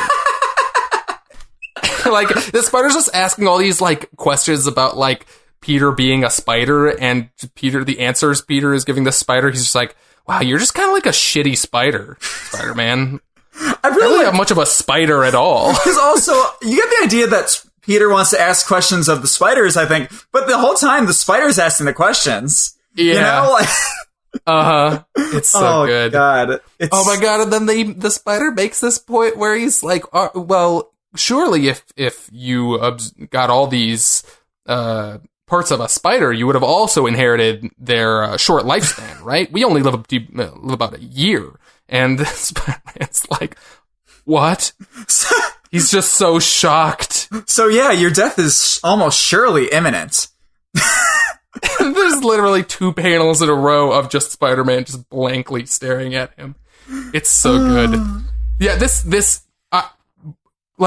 as this issue was super poignant towards the end, but also, like, Donny Cates' grasp of, like, really organic humor in his dialogue continues to amaze me every time I read one of his books, where he pushes that a lot more in this Doctor Strange book than he does in some of his other books, but it's always present. Like, this book, like, pretty much every other panel, like, made me actually laugh out loud. I was reading this in a Caribou. That's like a Starbucks if you don't have Caribou wherever your listeners live. But like, I was laughing, like, out loud to myself in this coffee shop while I was reading this, which is not, like, I don't do that. Yeah. Like, I'm pretty reserved, like, when I see a joke in a comic book. Like, and it's not even that, I'm glad you said organically, because it's not even that it's, like, jokey. Because it's not jokey. No, that's what's so great about it. Like, it all feels so natural, you know? Mm-hmm. It's just, like, they're not saying, like, and here's a joke. It's, like, it's just, like, they say things in such a way, and, like, the rhythms in which people talk and stuff are so, like, so funny and, like, recognizable that they make you laugh. Mm-hmm. I think it's really a strong skill of his as a writer. Yeah. And Fraser Irving, like, brought the best out of that stuff. Like, God, I'm going to talk about a specific moment in a minute. Go ahead. When we're honestly, done with this book. Because it's... I mean, do you have anything more to say about the issue in general here? I mean, it's just been such a great run. I'm really excited because I just gave Samantha all of these because I was determined, after reading this. I just gave Samantha all the issues of this run, and she's going to read them. So I'm really excited for her to go through it and everything. And I don't know, your panel of the week was the point at which I couldn't contain myself. I was reading this at work, and I was like, I like kept on this for a second before I turned the page, and then I was like, oh shit. Yeah, there's just this. Okay, so my favorite panel in a comic this week was in this book, and so it's the moment just before the spider interlude, and so Peter has brought a spider into Doctor Strange's closing up his vet office that he had in the beginning of this run, and Peter brought a spider, and he's just like, spider, pretty cool, huh? And Doctor Strange is like, okay, right. Do you want to talk to the spider, Peter? Like, he's like very like he knows exactly what is happening. Like, Peter's not fooling him, and he says, "Do you want to talk to a spider, Peter?" And then we just get this panel at the bottom of the page, silent panel. Doctor Strange just looking just straight ahead, just dour, just emotionless. Or I guess he's kind of glancing over at Peter, and Peter has the most ridiculous, like, excited smile on his face. Yeah. He's just, like, cannot contain his excitement. And then we get the page turn reveal of this, like, cartoony looking bit where he's talking to a spider who talks. But, like, just that moment where, like, you, like, it turns back and Peter, like, totally does. He's been doing all of this just so he can talk to a spider, and he's so incredibly excited about it. It's like, just so how do you draw funny. Pure joy? This is how you draw pure joy. Like, and it was like, it's funny because it feels so like, it feels right for Peter Parker. Like, he feels like a little kid, you know? Like, of course, he wants to talk to a spider because you're a little kid and you're like, he's obsessed with spiders because, you know, it's like his thing or whatever, and he wants to talk to one. He's excited. It's so funny. Yeah, I love that moment. Do you have a favorite panel or sequence in your books this week? Oh yeah. I have to send you mine because mine is from Skyward. Okay. So I'm going to send you a picture of what it is. Doug, when you hear a story talking about the streets without my inflection, what do you think? The streets? Like, I don't know, like, we're talking about, like, I don't know, like, hard life on the streets, like, it's like grimy and dirty and, like, it's tough out there, you know? Yeah, exactly. So this entire issue the premise of Skyward is the world 20 years ago, there was something weird with the gravity, and gravity became more like it is on the moon as opposed to what it normally is on Earth. Okay. So people are able to jump, and go over a building, but if they jump too high, they fall off into space and they die. So this is taking place 20 years later, so it's still like pretty new, but not that new. You know what I mean? So there are people who have lived their entire lives who are adults now that have it. So they've been talking about the streets this entire time, and this girl who is the main character has been talking about how she doesn't go down there that much because it's weird, and how she thinks it's weird. And then we get a 2-page reveal of what the streets look like.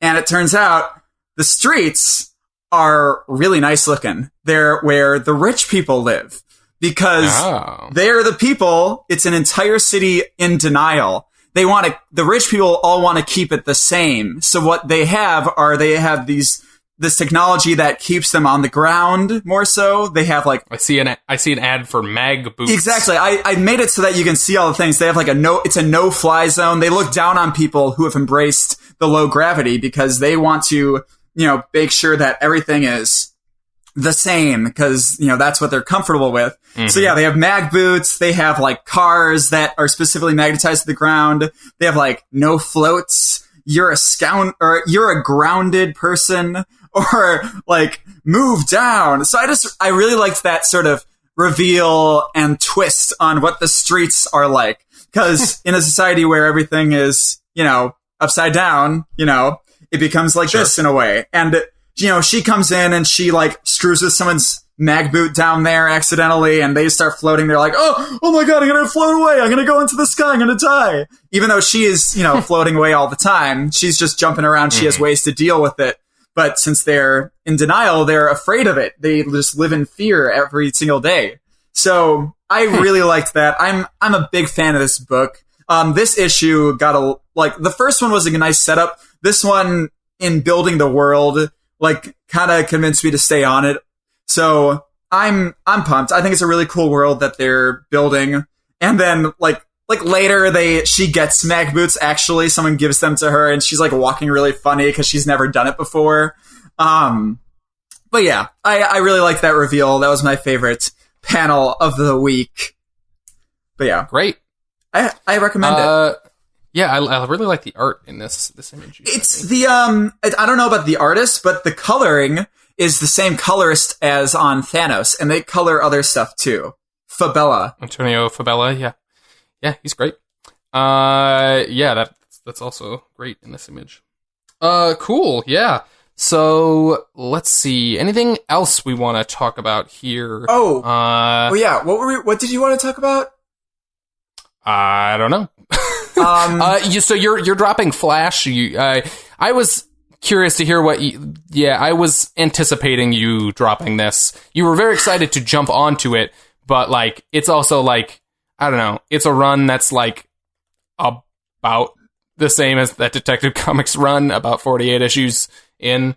I just thought this would be good. There were 47 issues. Yeah. I don't know. I thought it'd be a good way for me to force myself into learning about their family and stuff like that. But it's very much it seems this specifically is very much into sort of developing the history and not really explaining the history or having people learn about it. Yeah. It's about working with the history and doing interesting things with it.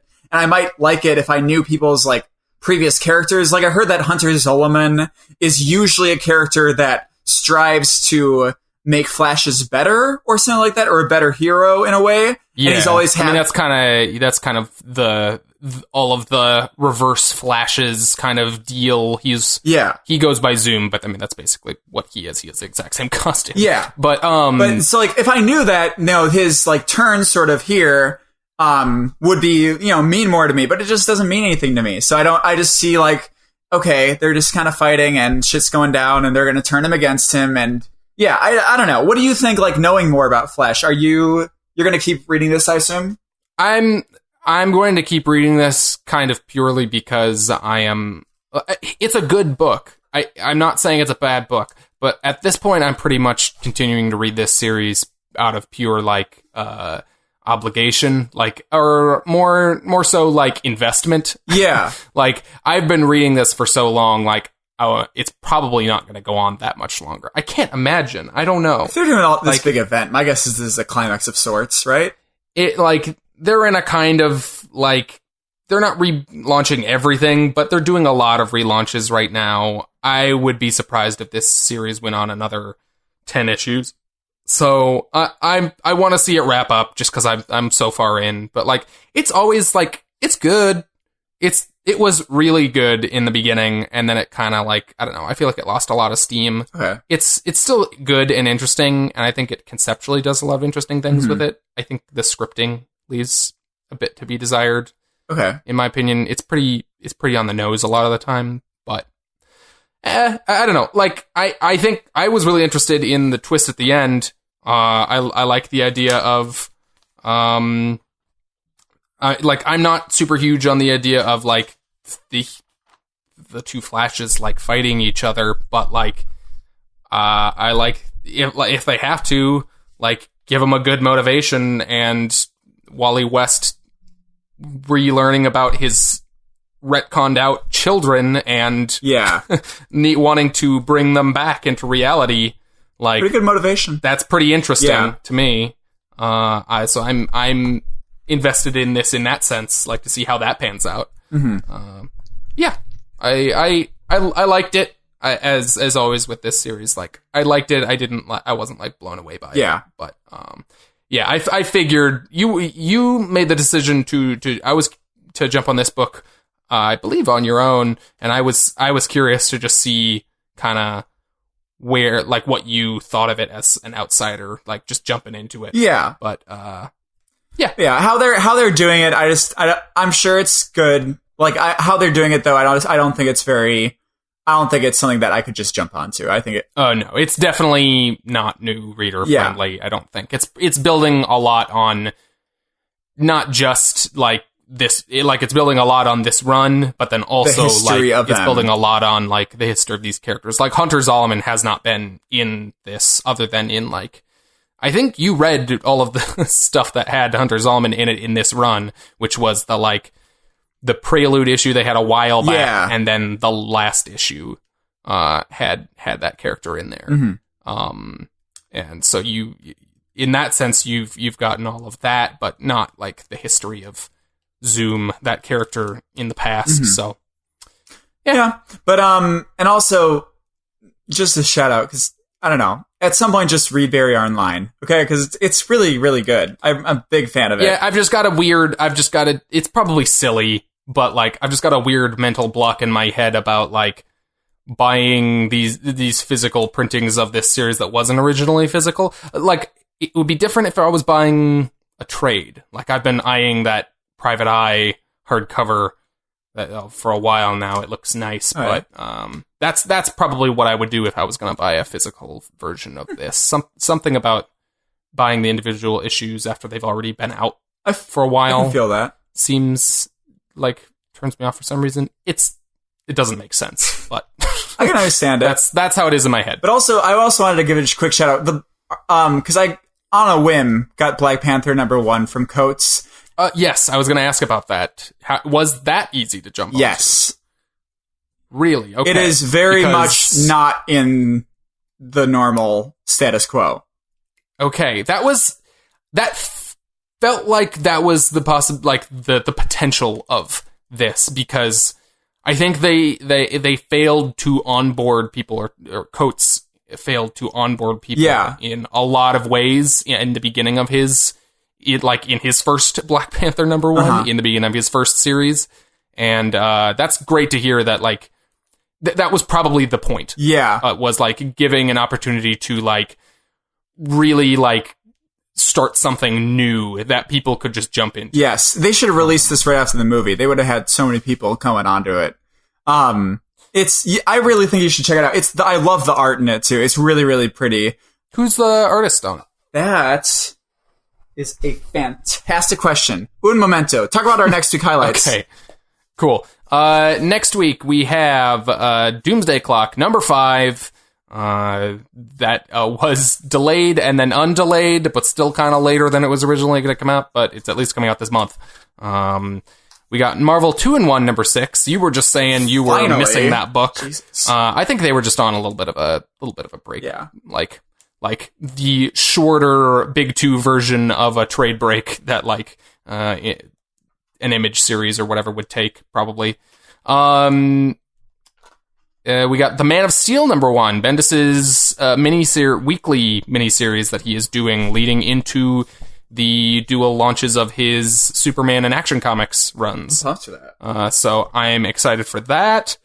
And then I just started reading X-Men Red, where that series is like 4 or 5 issues in, I believe. Yeah. But the annual for that is coming out tomorrow, and I just wanted to mention that because I'm probably going to try to catch up on that tonight and pick that up this next week. Let me know. Did I say tomorrow? You did. I meant this next week, and in this week, I will be trying to catch up on X-Men Red so I can read the annual, because I think that's in a similar way to Marvel 2-in-1. It's just like a really fun, balanced superhero book in that, like, it has a lot of action, it has a lot of humor, it, like, characterizes its characters very well. There's nothing particularly, like, high concept or crazy about it, although there are interesting ideas in it. It's just like a solid, really well written superhero comic. And I'm always excited when I can find one of those, because most books these days, you know, they feel like they've got to like really complicate things with some crazy twist. Yeah. And when they don't, usually they're bad. It's just like, this feels generic and boring, and this one feels like it's just doing a really good, well-written, straight-up superhero story. Okay. And I'm excited by that, and I've been enjoying it. Nice. So I found the artist is on Black Panther is Daniel Acuna. Okay, Acuna is great. Yeah. I'm a big fan. He also does. There are a lot of silent sequences of action in here, and they're really, really well paced. And it's a really cool twist because this is particularly about the intergalactic empire of Wakanda, which has been they do this at the very beginning. So like the premise is that there's this big empire of Wakanda, and someone who theoretically is T'Challa wakes up here and doesn't really remember anything, and he's a slave to the empire. So that's how it starts. Interesting. It's really cool. I would recommend picking it, like, just looking at it a little bit, looking at the art, see if it goes to you, because I think this could be a cool Black Panther thing that you usually don't get to read, you know? God, there's just so many books relaunching right now. I know. I keep like adding books to my onto my app to pick up, and and to my poll. But like, and I just keep looking at the upcoming weeks and be like, oh my God, I have to get rid of some of this. But maybe I'll pick that up. We'll see. Depends. If I have a light week, I will pick that up. Yeah. But cool. You got anything else you want to talk about, or should we wrap up? I want to have a couple things. Okay. So I read Infinite Crisis. Infinite Crisis is great. Can we talk about Power Girl's boobs? Like, what the fuck? Come on. It's the big boob window, isn't it? The big old round boob window. Like, yeah, what the fuck is... It's a lot. What is this? They're huge! They're enormous. Like, she has to have so many back problems. And flying with that shit? Like, how does she... What? Just continually just tips forward. She always wears a sports bra, too? Like, she has to be, like, in there. Otherwise, they're gonna come out. Boobs of steel, maybe they don't move. Who knows? It's always been so, like, ridiculously transparent that they're, like, ultra sexualizing her. Yeah. Like, just, like the fucking boob window is one of the most ridiculous costume things, like, in all of superhero comics. Yeah, I don't know any other character that has that much sexualization. There was a very brief time in, I believe, the 90s when Invisible Woman had a 4-shaped boob window on her costume. Oh, dear. Oh, my God. That's terrible. It's so ridiculous. That is, like... Does she have as big a boobs as Power Girl does? Probably at the time, because, like, there's no other reason to do that. There's a picture, like, it's not even consistent. Like, they make her boobs like, oh, we're gonna make her boobs huge here. Like, oh, she's just standing around here. They're just, like, there. But then, oh, yeah, big, gigantic boobs. Boobies. Like... It's ridiculous. Here, I'm gonna send you a picture of the boob window. Oh, God. Because it's... God, here we go. It's just ridiculous. Okay. But yeah, it's something. She has not been around for a little bit here, and I am very curious to see if they bring her back. God. Right. That was serious? That was a real thing. That was serious? Like, they didn't treat it as a joke? Nope, that was her costume. That is, like, I love this picture because it shows her grimacing, like, God damn it, they've had me in this goddamn thing too long. Yeah, like, this Invisible Woman costume that Jack is looking at, like, it's basically a swimsuit. Like, it is. Like, not only does it have the four-shaped, it's a big four-shaped boob window, but also, like, it's one of the it looks like Starfire's costume, you know? Yeah. Like, it's basically a onesie, but then it has a big chest, like, stomach cut out. Yeah, bare midriff showing. It's a leotard, and you can see her thighs. I'll bet you can see the sides of her butt cheeks. And then her shoulders are also all, open and everything. And I'm sure her back is mostly, like, God damn it. It's horrible. And also, just, like, that's not a character who should be, like, whatever, like, if it's a part of the character that the character is, like, sexual or whatever, like, sure, but, like, Invisible Woman is just, like, she's, like, an intelligent scholar. Know. And, like, again, whatever, like, if that's, like, something she wants, but it's, like, it's different when it's, like, I don't know, that's something that feels very forced on a character like that. Mm-hmm. Like, she has kids and stuff, like, I don't remember if she did at the time, but yeah, it's weird. It just doesn't look right at all. Mm-hmm. But yeah, when I saw Power Girl, like I knew that Power Girl had a thing, like where she showed like some cleavage, but in Infinite Crisis, just like, God damn.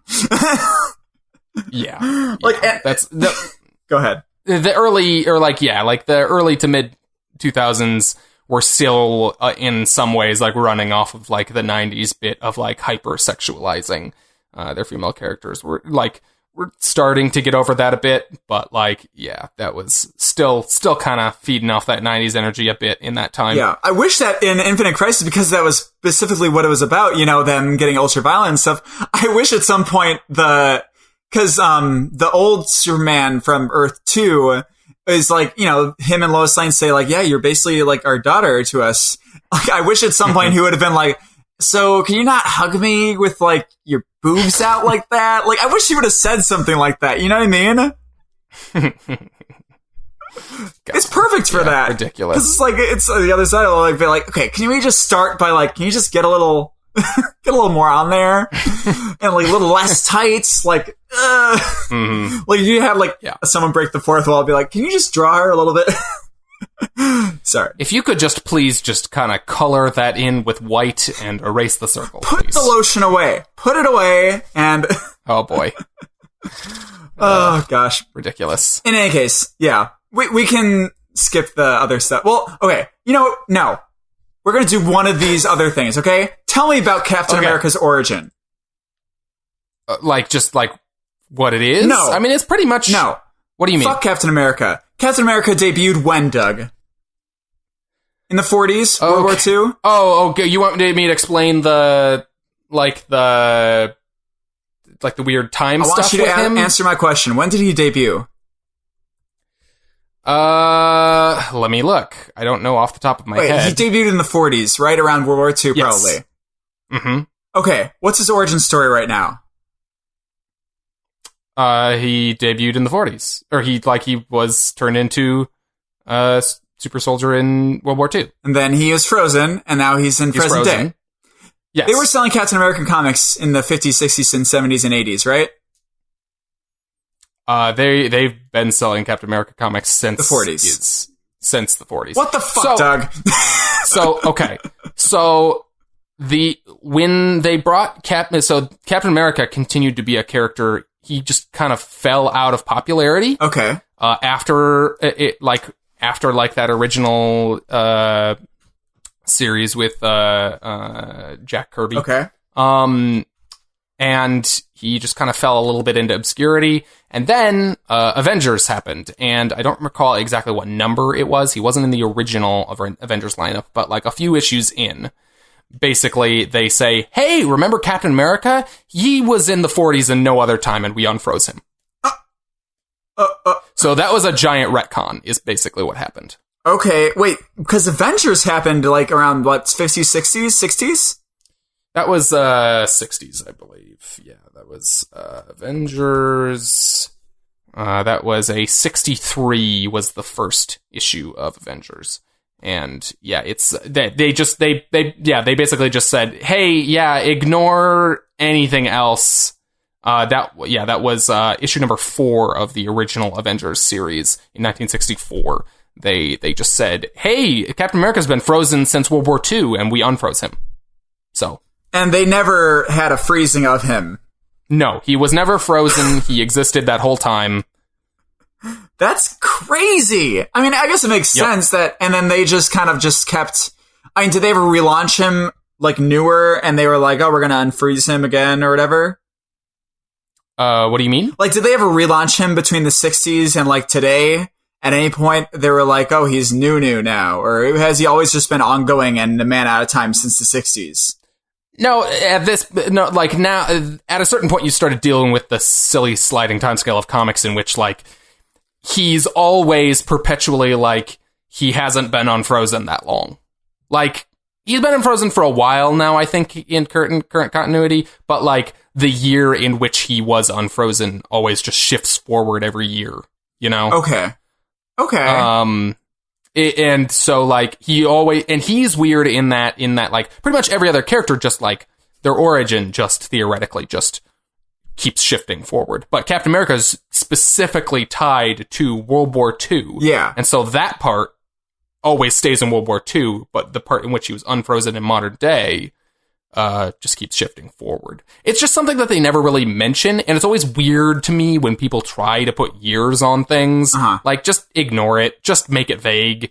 Like, because otherwise it starts to get really weird and confusing. Yeah. Like, World War II is going to be 100 years ago coming up here in the next 15 years. 15 to 20 years.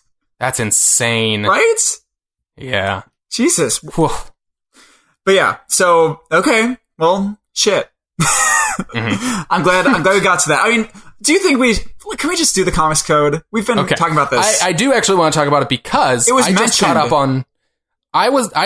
on Legion in today. I was behind by apparently 3 episodes, it turns out. Oh shit, man. I got a good 3-hour block of Legion. So spoilers, today, did you love that conversation he had with the big black monster? That was wonderful. I love that thing ended up like having nothing to do with anything. And it was great. Like that episode was great, but I love that it just ended up just being just completely a distraction and not a distraction by the villain. Yeah.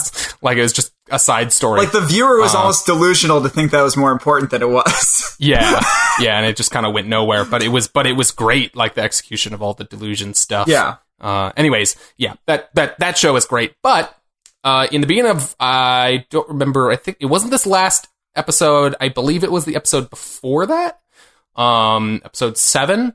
But the beginning of it, in those weird little, like... John Hamm narrations? John Hamm narrated segments where they talk about delusion. Mm-hmm.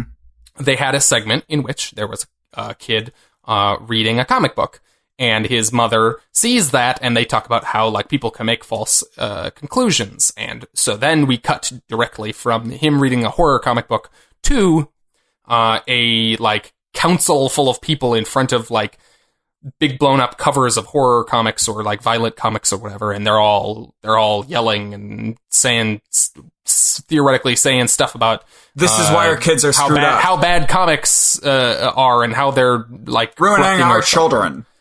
Yeah, so that's okay. So there was basically exactly that happened in. Let me see exactly what year that happened in.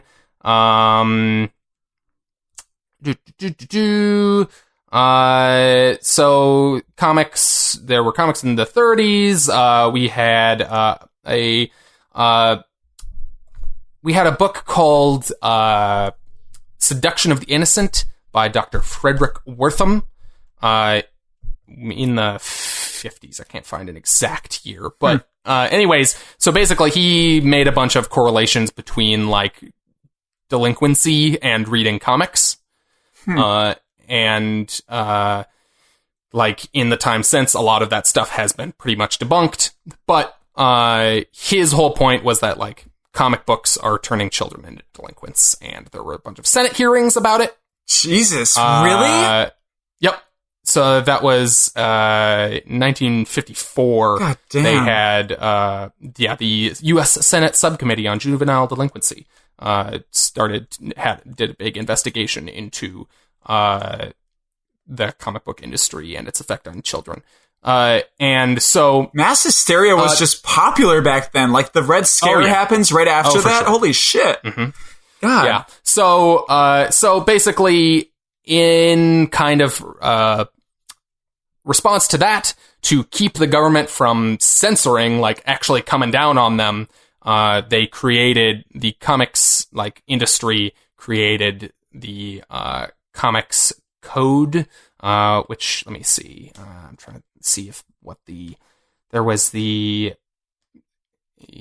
Comics Code Authority, I guess, is just the organization that was in charge of it, which was just kind of like theoretically an impartial organization that was going to enforce a bunch of rules that kept comics from being too negatively from keeping them from negatively affecting children. And quote unquote. Let me look up some of these rules because more homogenized, like Milkman. Because some of them are ridiculous. They remind me of some of those. Remember a while back when we were talking about the Marvel stuff they comic? weren't allowing on? Yes, exactly that. You couldn't have. Here we go. Scenes dealing. This is one of the rules. There are many. Central in it is stuff like crime shall never be presented in a way such as to create sympathy for the criminal and stuff like that. Basically, everything had to be in every instance, good shall triumph over evil, and the criminal punished for his misdeeds. You couldn't ever have bad guys win. You couldn't use excessive violence. We've got stuff like scenes dealing with or instruments associated with Walking Dead, torture, vampires and vampirism, ghouls, cannibalism, and werewolfism are prohibited. Oh my god. Because children are being corrupted, apparently, by werewolves and vampires and zombies in their fiction. Because they're not Christian. Just crime. Yeah. God. That's really why. Yeah. Sex perversion is not allowed to be shown. Hargle, get out of here. Or any inference to it. So basically, so this was a thing that went on for a long time. Eventually, publishers started publishing stories that we're just you know what, this hasn't been a thing in a while. We're just going to do what we want. And that was a reason why in the Silver Age, comics got really out there and ridiculous, and it became a lot of crazy stuff. You got villains like how I was explaining. I think this came up originally because we were talking about Mr. Mixie's Pitlick. Yeah. Comics just got really weird and trippy because writers were struggling to be I can't write anything. Yeah. There's I'm looking at a list of 50 things here that you couldn't put in your comic book, and you couldn't depict crime realistically in any way. So they just started fighting weird aliens and but they could never be violent. They couldn't punch people. Huh. So you just had to have them dealing with weird shenanigans. So you got lots of weird trickster characters and stuff. Interesting. But anyway, so then stuff the stuff that broke it was Marvel was no, you know what? Fuck it. We're going to tell a story about Harry Osborn in Spider-Man getting addicted to drugs. And so so people just started ignoring it and just putting out comics. And eventually they pretty much everyone just took their not censorship, but their content curation, whatever you want to call it, rating and stuff just in-house, and made their own rules, which were much more lenient. Yeah.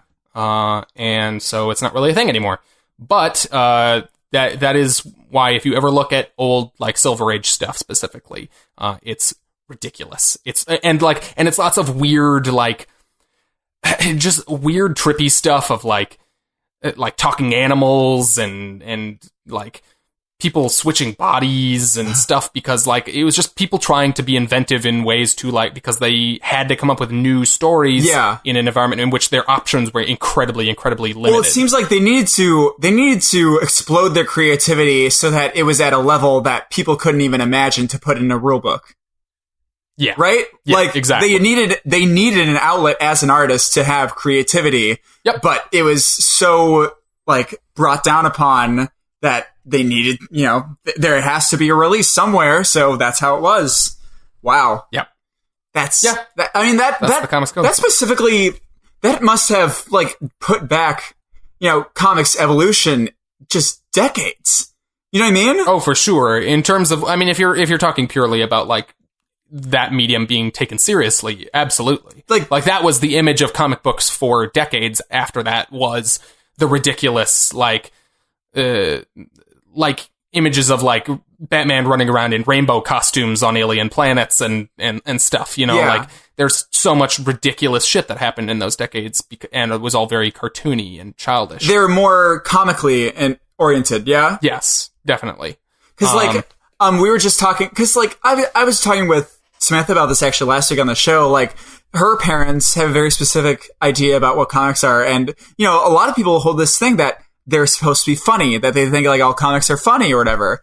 And, they're surprised. Like, her mom just read God Country and she really, really loved it. She's like, yeah, it's not like that anymore. And it's just amazing because, like, did these people even read or understand books like 1984 or, like, Brave New World or shit like that? Like, that shit was dark. And, like, this is literature that's really dark, but that's okay because it's, Shakespeare and everything. It has all this thing, but just because it's something new and different, it has mass hysteria around it. It's just, that's so sad that happened. I mean, I'm glad that it's not a thing anymore, of course, but it's really sad that just because of that mass hysteria and because people are being dumb, that this whole medium has a specific, connotation, stigma to it that, still makes people not read comics today that probably would like it otherwise. Yep. It definitely stunted the industry in quite a few ways. But also in some cool ways, people, like, now that, like, we're way beyond it, like, people are building upon, like, the ridiculous stuff from those decades in some fun, cool ways. So, like, at the end of the day, not all bad, but, I mean, definitely bad for that time. Crazy. If you ever look at an old comic book from like that time period, like the 50s and 60s, look for the little. There's like a little. It looks like a little white stamp, and it'll say approved by the Comics Code Authority. Oh, so, I'm excited. Okay, because I wonder if they actually have that. I'll have to look for that because they mentioned the Comics Code in You Are Deadpool #2, which was taking place during the 60s. Okay. And they're like, don't worry, this is not like Comics Code or whatever. I wonder if they have, like, a stamp in there or anything, because I feel like they would do that. I wonder if they have they don't have, like, a play on that on the cover at all for the 60s one? What was I looking for on the cover? A stamp? It's like a little white stamp. No, I don't think so. It says 1961. TA processing inquiry. No, motion. No. Too bad. Oh well. Anyway, cool. But that's probably gonna do it for this week. I taught you about some fun comic stuff this week. I'm excited. If you made it this far into the show, thank you so much for listening. We're a younger podcast, so the absolute biggest thing you can do for us if you like the show is give us a review or star rating on iTunes. If you like the show, let someone know about us in person or social media. Just make a post like, hey, if someone's looking for recommendations for podcasts or comics podcasts or media podcasts or whatever, just like be like, hey, I listen to this podcast and it's pretty cool. Why don't you check it out? We release episodes weekly on Sundays. It's going to be Jack and I, theoretically, for the foreseeable future. Although I would like to have any of the existing guest hosts or other people come on to join us at some point. I think that'd be definitely fun. We could do like a little relaunch, you mean? A new number one. So be sure to check out the new episode next week, or better yet, subscribe to the podcast feed. Never even have to think about it. You can do that on any number of podcast apps, including iTunes or Stitcher. So whichever podcast app you prefer, we've got it. Aw, we got you covered. Yeah, I'll leave that one to you. Okay. Well, you can tell people about us with your mouth or with your mouse. But in the meantime, you can find us before the next episode. I mean, you can find us on Twitter and Facebook under the handle @comicscovered. You can also find web archives of all our episodes at comicscovered.libsyn.com. And YouTube video versions on YouTube or Facebook. So that's fun. If you want to get a hold of us with a question or feedback, we would love to get your feedback. We haven't had a question in a little bit, but I don't know. We might have some coming on maybe right now. Who knows? But send us a message on Facebook or Twitter or at our email, comicscovered@gmail.com. Thanks again for listening. I'm Power Girl's Boobs. Wow. I'm Invisible Woman's Boob Window. And this has been Comics Covered. We should call this episode Power Girl's Boobs. It'll be more marketable. Mm-hmm. All right. Cheerio.